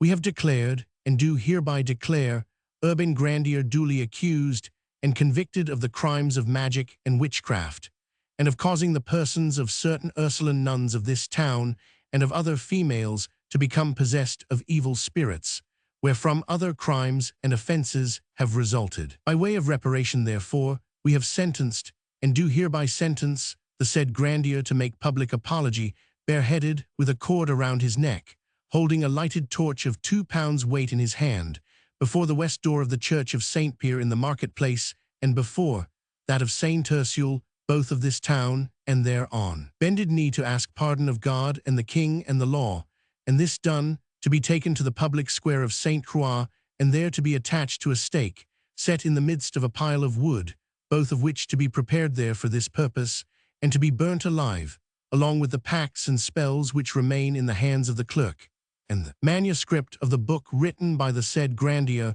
against a celibate priesthood, and his ashes to be scattered to the 4 winds of heaven. And we have declared, and do hereby declare, all and every part of his property confiscate to the king, the sum of 150 livres being first taken therefrom to be employed in the purchase of a copper plate, whereon the substance of the present decree shall be engraved, the same to be exposed in a conspicuous place in the said church of St. Ursule, there to remain in perpetuity, and before this sentence is carried out, we order the said Grandier to be put to the question ordinary and extraordinary, so that his accomplices may become known. Pronounced at Loudun against the said Grandier, this 18th day of August, 1634. On the morning of the day on which this sentence was passed, M. de Laubardemont ordered the surgeon François Fourneau to be arrested at his own house and taken to Grandier's cell, although he was ready to go there of his own free will.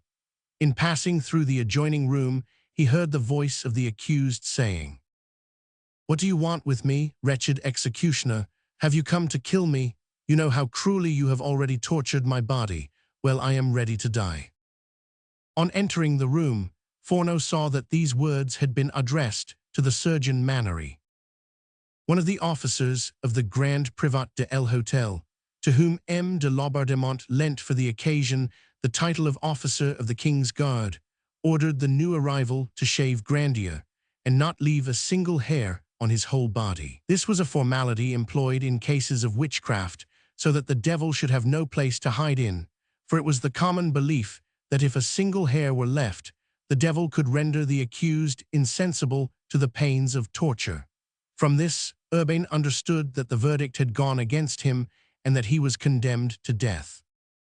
Fourneau, having saluted Grandier, proceeded to carry out his orders, whereupon a judge said it was not sufficient to shave the body of the prisoner, but that his nails must also be torn out, lest the devil should hide beneath them. Grandier looked at the speaker with an expression of unutterable pity and held out his hands to Fourneau, but Fourneau put them gently aside and said he would do nothing of the kind, even with the order given by the Cardinal Duke himself, and at the same time begged Grandier's pardon for shaving him. At these words, Grandier, who had for so long met with nothing but barbarous treatment from those with whom he came in contact, turned towards the surgeon with tears in his eyes, saying, So you are the only one who has any pity for me." "Ah, sir," replied Forno, "you don't see everybody." Grandier was then shaved, but only 2 marks found on him, one as we have said on the shoulder blade, and the other on the thigh. Both marks were very sensitive, the wounds which Mannery had made not having yet healed. This point having been certified by Forno, Grandier was handed, not his own clothes, but some wretched garments which had probably belonged to some other condemned man. Then, although his sentence had been pronounced at the Carmelite convent, he was taken by the Grand Provost's officer, with 2 of his archers, accompanied by the provosts of Loudun and Chinon, to the town hall, where several ladies of quality, among them Madame de Laubardemont, led by curiosity, were sitting beside the judges, waiting to hear the sentence read. M. de Laubardemont was in the seat usually occupied by the clerk, and the clerk was standing before him. All the approaches were lined with soldiers. Before the accused was brought in, Pierre Lactance and another Franciscan who had come with him exorcised him to oblige the devils to leave him. Then, entering the judgment hall, they exorcised the earth, the air, and the other elements. Not till that was done was Grandier led in. At first he was kept at the far end of the hall, to allow time for the exorcisms to have their full effect. Then he was brought forward to the bar and ordered to kneel down. Grandier obeyed, but could remove neither his hat nor his skullcap, as his hands were bound behind his back, whereupon the clerk seized on the one and the provost's officer on the other, and flung them at de Laubardemont's feet. Seeing that the accused fixed his eyes on the commissioner, as if waiting to see what he was about to do, the clerk said, "Turn your head, unhappy man, and adore the crucifix above the bench." Grandier obeyed without a murmur and with great humility, and remained sunk in silent prayer for about 10 minutes. He then resumed his former attitude. The clerk then began to read the sentence in a trembling voice, while Grandier listened with unshaken firmness and wonderful tranquility, although it was the most terrible sentence that could be passed, condemning the accused to be burnt alive the same day, after the infliction of ordinary and extraordinary torture. When the clerk had ended, Grandier said, with a voice unmoved from its usual calm, "Messeigneurs, I aver in the name of the Father, the Son, and the Holy Ghost, and the blessed Virgin, my only hope, that I have never been a magician, that I have never committed sacrilege, that I know no other magic than that of the Holy Scriptures, which I have always preached, and that I have never held any other belief than that of our Holy Mother, the Catholic Apostolic Church of Rome. I renounce the devil and all his works. I confess my Redeemer, and I pray to be saved through the blood of the cross. And I beseech you, Messeigneurs, to mitigate the rigor of my sentence, and not to drive my soul to despair." The concluding words led de Laubardemont to believe that he could obtain some admission from Grandier through fear of suffering, so he ordered the court to be cleared, and being left alone with Maître Humain, criminal lieutenant of Orleans, and the Franciscans, he addressed Grandier in a stern voice, saying there was only one way to obtain any mitigation of his sentence, and that was to confess the names of his accomplices and to sign the confession. Grandier replied that having committed no crime he could have no accomplices, whereupon Laubardemont ordered the prisoner to be taken to the torture chamber, which adjoined the judgment hall, an order which was instantly obeyed. Chapter 11. The mode of torture employed at Loudun was a variety of the boot, and one of the most painful of all. Each of the victim's legs below the knee was placed between 2 boards. The 2 pairs were then laid one above the other and bound together firmly at the ends. Wedges were then driven in with a mallet between the 2 middle boards. 4 such wedges constituted ordinary and 8 extraordinary torture, and this latter was seldom inflicted, except on those condemned to death, as almost no one ever survived it, the sufferer's legs being crushed to a pulp before he left the torturer's bands. In this case, M. de Laubardemont, on his own initiative, for it had never been done before, added 2 wedges to those of the extraordinary torture, so that instead of 8, 10 were to be driven in. Nor was this all. The Commissioner Royal and the 2 Franciscans undertook to inflict the torture themselves. Laubardemont ordered Grandier to be bound in the usual manner, I and then saw his legs placed between the boards. He then dismissed the executioner and his assistants, and directed the keeper of the instruments to bring the wedges, which he complained of as being too small. Unluckily, there were no larger ones in stock, and in spite of threats, the keeper persisted in saying he did not know where to procure others. M. de Laubardemont then asked how long it would take to make some, and was told 2 hours. Finding that too long to wait, he was obliged to put up with those he had. Thereupon, the torture began. Pere Lactance, having exorcised the instruments, drove in the first wedge, but could not draw a murmur from Grandier, who was reciting a prayer in a low voice. A second was driven home, and this time the victim, despite his resolution, could not avoid interrupting his devotions by 2 groans, at each of which Pere Lactance struck harder, crying, "Dicas, dicas, confess, confess," a word which he repeated so often and so furiously till all was over that he was ever after popularly called Pere Dicas. When the second wedge was in, de Laubardemont showed Grandier his manuscript against the celibacy of the priests, and asked if he acknowledged it to be in his own handwriting. Grandier answered in the affirmative. Asked what motive he had in writing it, he said it was an attempt to restore peace of mind to a poor girl whom he had loved, as was proved by the 2 lines written at the end. Si ton gentle esprit prend bien cette science. Tu mettras en repose ta bonne conscience. If thy sensitive mind imbibe this teaching, it will give ease to thy tender conscience.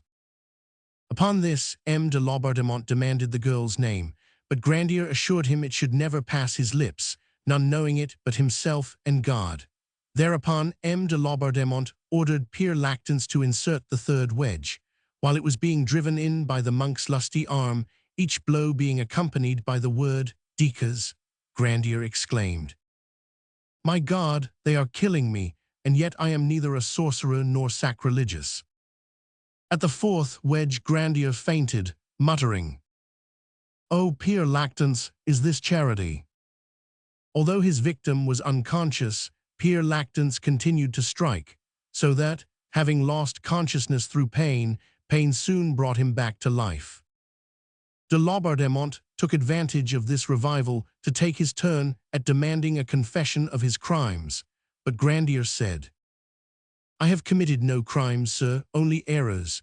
Being a man, I have often gone astray, but I have confessed and done penance, and believe that my prayers for pardon have been heard. But if not, I trust that God will grant me pardon now for the sake of my sufferings." At the fifth wedge Grandier fainted once more, but they restored him to consciousness by dashing cold water in his face, whereupon he moaned, turning to M. de Laubardemont, "In pity, sir, put me to death at once. I am only a man, and I cannot answer for myself that if you continue to torture me so, I shall not give way to despair." "Then sign this, and the torture shall cease," answered the Commissioner Royal, offering him a paper. "My father," said Urbain, turning towards the Franciscan, "can you assure me on your conscience that it is permissible for a man, in order to escape suffering, to confess a crime he has never committed?" "No," replied the monk, "for if he die with a lie on his lips, he dies in mortal sin." "Go on then," said Grandier, "for having suffered so much in my body, I desire to save my soul." As Pere Lactance drove in the sixth wedge, Grandier fainted anew. When he had been revived, Laubardemont called upon him to confess that a certain Elizabeth Blanchard had been his mistress, as well as the girl for whom he had written the treatise against celibacy. But Grandier replied that not only had no improper relations ever existed between them, but that the day he had been confronted with her at his trial was the first time he had ever seen her. At the seventh wedge Grandier's legs burst open, and the blood spurted into Pere Lactance's face, but he wiped it away with the sleeve of his gown. "O Lord my God, have mercy on me, I die," cried Grandier, and fainted for the fourth time. Pere Lactance seized the opportunity to take a short rest, and sat down. When Grandier had once more come to himself, he began slowly to utter a prayer, so beautiful and so moving that the provost's lieutenant wrote it down. but de Laubardemont, noticing this, forbade him ever to show it to anyone. At the 8th wedge the bones gave way, and the marrow oozed out of the wounds, and it became useless to drive in any more wedges, the legs being now as flat as the boards that compressed them, and moreover Pere Lactance was quite worn out. Grandier was unbound and laid upon the flagged floor, and while his eyes shone with fever and agony, he prayed again a second prayer, a veritable martyr's prayer, overflowing with faith and enthusiasm. But as he ended, his strength failed, and he again became unconscious. The provost's lieutenant forced a little wine between his lips, which brought him to. Then he made an act of contrition, renounced Satan and all his works once again, and commended his soul to God. 4 men entered, his legs were freed from the boards, and the crushed parts were found to be a mere inert mass, only attached to the knees by the sinews. He was then carried to the council chamber and laid on a little straw before the fire. In a corner of the fireplace, an Augustinian monk was seated. Urbain asked leave to confess to him, which de Laubardemont refused, holding out the paper he desired to have signed once more, at which Grandier said, "If I would not sign to spare myself before, am I likely to give way now that only death remains?" "True," replied Laubardemont, "but the mode of your death is in our hands. It rests with us to make it slow or quick, painless or agonizing, so take this paper and sign." Grandier pushed the paper gently away, shaking his head in sign of refusal, whereupon de Laubardemont left the room in a fury, and ordered Pers Tranquille and Claude to be admitted, they being the confessors he had chosen for Urbain. When they came near to fulfill their office, Urbain recognized in them 2 of his torturers, so he said that, as it was only 4 days since he had confessed to Pere Grillau, and he did not believe he had committed any mortal sin since then, he would not trouble them, upon which they cried out at him as a heretic and infidel, but without any effect. At 4 o'clock, the executioner's assistants came to fetch him. He was placed lying on a bier and carried out in that position. On the way, he met the criminal lieutenant of Orleans, who once more exhorted him to confess his crimes openly, but Grandier replied, "Alas, sir, I have avowed them all. I have kept nothing back." "Do you desire me to have masses said for you?" continued the lieutenant. "I not only desire it, but I beg for it as a great favor," said Urbain. A lighted torch was then placed in his hand. As the procession started, he pressed the torch to his lips. He looked on all whom he met with modest confidence and begged those whom he knew to intercede with God for him. On the threshold of the door his sentence was read to him, and he was then placed in a small cart and driven to the church of St. Pierre in the marketplace. There he was awaited by M. de Laubardemont, who ordered him to alight. As he could not stand on his mangled limbs, he was pushed out, and fell first on his knees and then on his face. In this position, he remained patiently waiting to be lifted. He was carried to the top of the steps and laid down, while his sentence was read to him once more, and just as it was finished, his confessor, who had not been allowed to see him for 4 days, forced a way through the crowd and threw himself into Grandier's arms. At first tears choked Pere Grilau's voice, but at last he said, "Remember, sir, that our Savior Jesus Christ ascended to his Father through the agony of the cross. You are a wise man. Do not give way now and lose everything. I bring you your mother's blessing. She and I never cease to pray that God may have mercy on you and receive you into paradise." These words seemed to inspire Grandier with new strength. He lifted his head, which pain had bowed, and raising his eyes to heaven, murmured a short prayer. Then turning towards the worthy friar, he said, "Be a son to my mother, pray to God for me constantly, ask all our good friars to pray for my soul. My one consolation is that I die innocent. I trust that God in his mercy may receive me into paradise." "Is there nothing else I can do for you?" asked Pere Grillau. "Alas, my father," replied Grandier, "I am condemned to die a most cruel death. Ask the executioner if there is no way of shortening what I must undergo."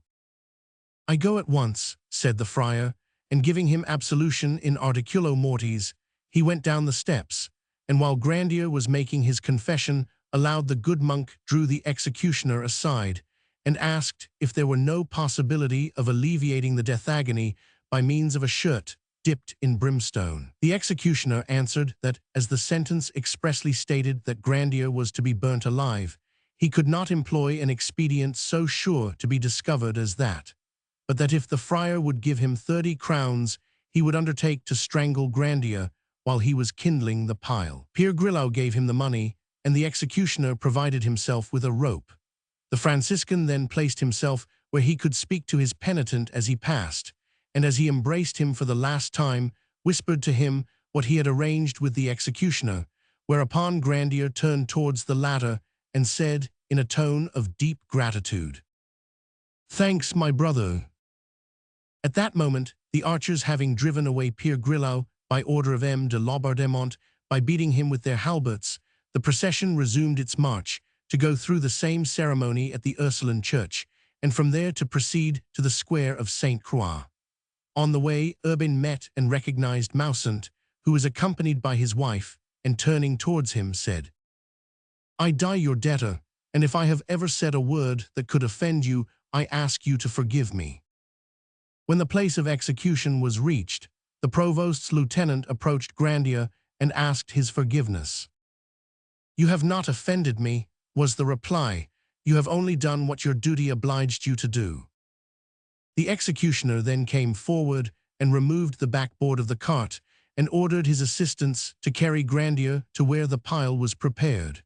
As he was unable to stand, he was attached to the stake by an iron hoop passed round his body. At that moment, a flock of pigeons seemed to fall from the sky, and fearless of the crowd, which was so great that the archers could not succeed even by blows of their weapons in clearing a way for the magistrates, began to fly around Grandier, while one, as white as the driven snow, alighted on the summit of the stake, just above his head.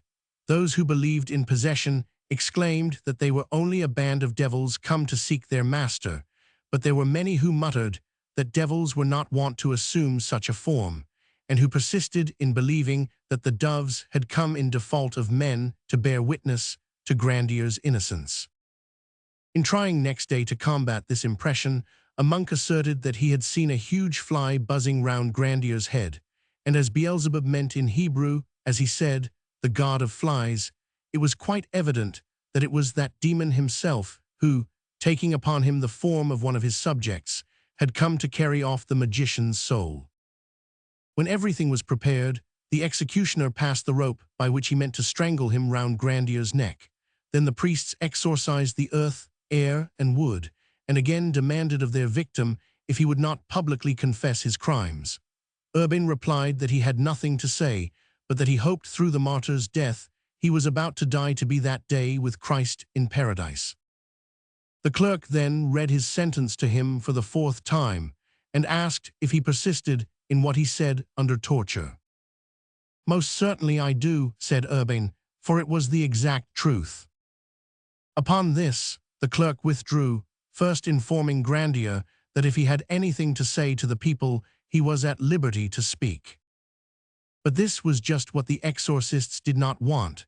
They knew Grandier's eloquence and courage, and a firm, unshaken denial at the moment of death would be most prejudicial to their interests. As soon, therefore, as Grandier opened his lips to speak, they dashed such a quantity of holy water in his face that it took away his breath.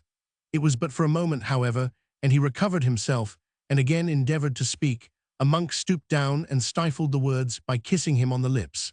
Grandier, guessing his intention, said loud enough for those next the pile to hear, "That was the kiss of Judas." At these words, the monks became so enraged that one of them struck Grandier 3 times in the face with a crucifix, while he appeared to be giving it him to kiss. But by the blood that flowed from his nose and lips at the 3rd blow, those standing near perceived the truth.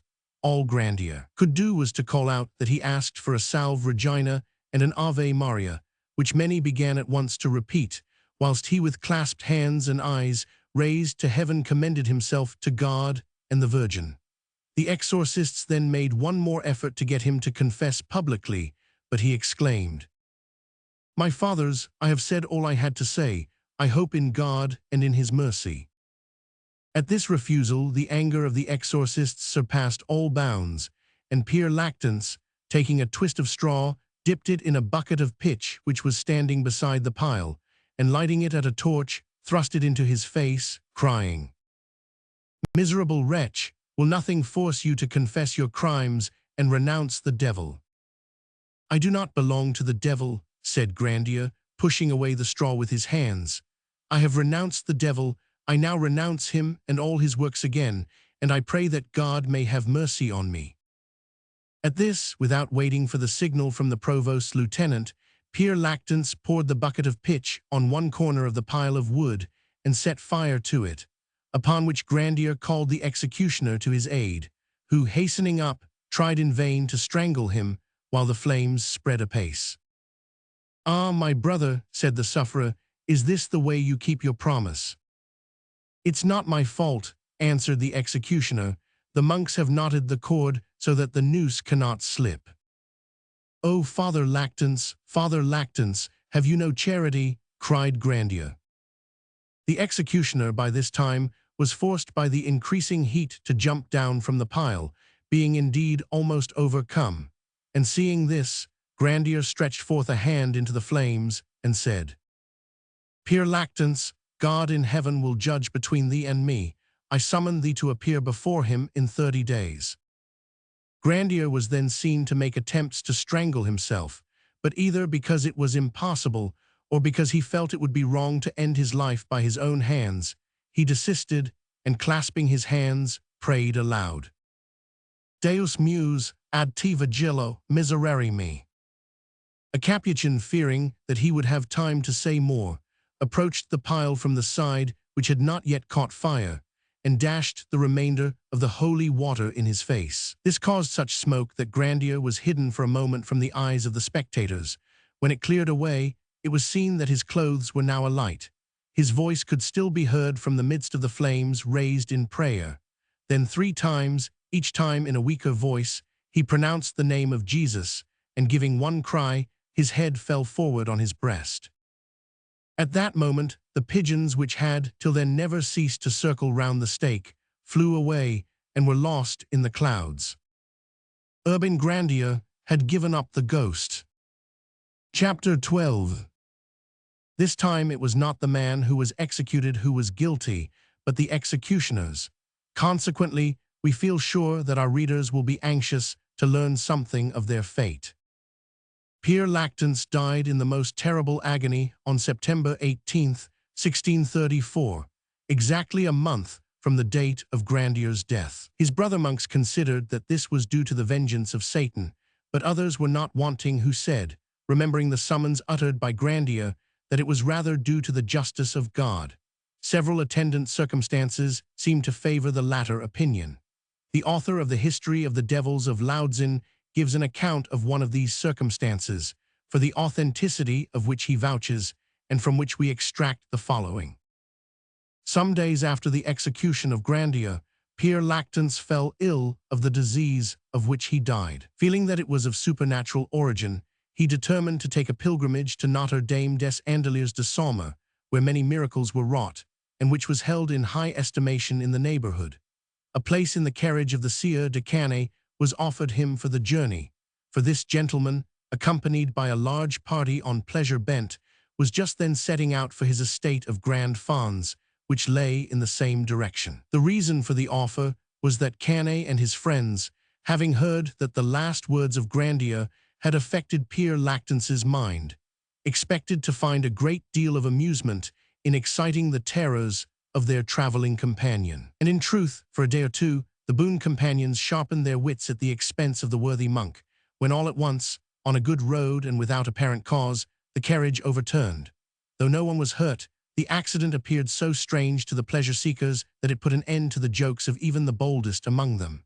Pere Lactance himself appeared melancholy and preoccupied, and that evening at supper refused to eat, repeating over and over again, "It was wrong of me to deny Grandier the confessor he asked for.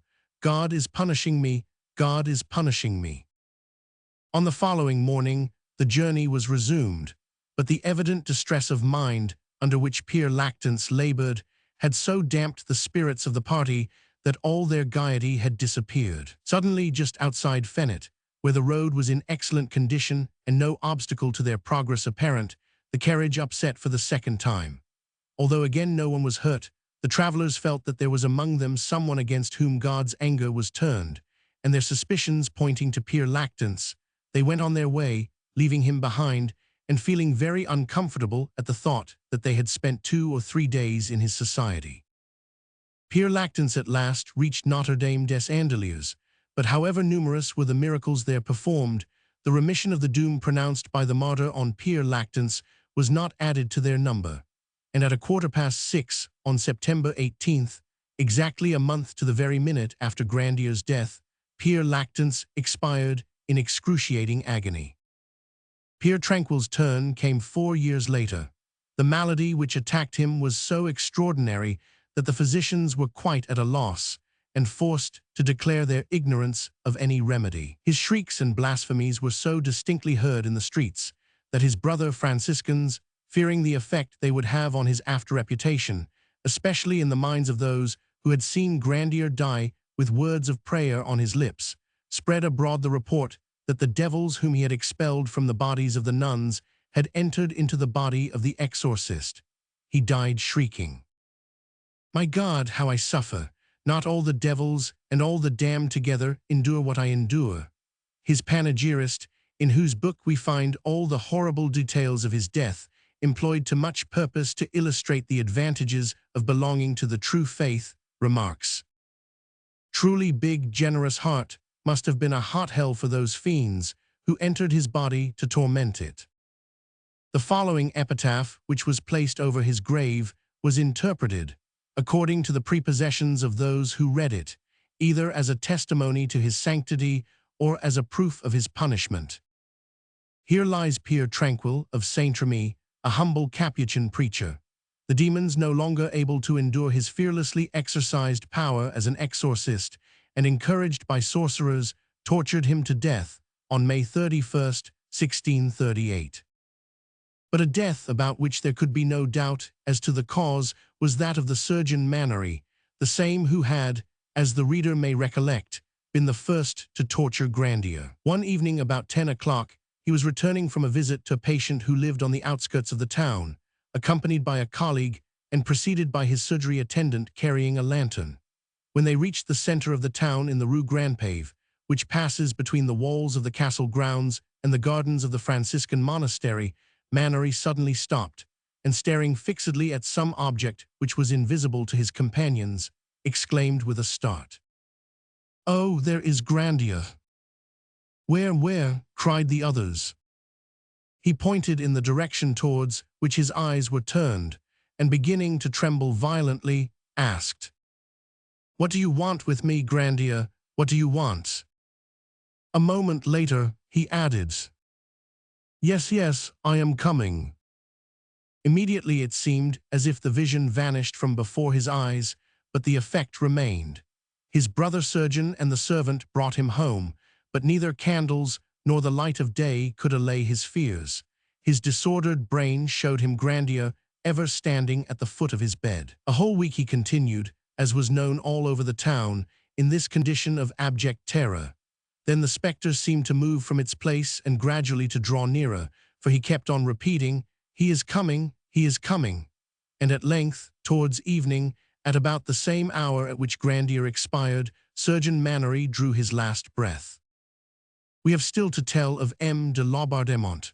All we know is thus related in the letters of M. de Patin. On the 9th inst, at 9 o'clock in the evening, a carriage was attacked by robbers.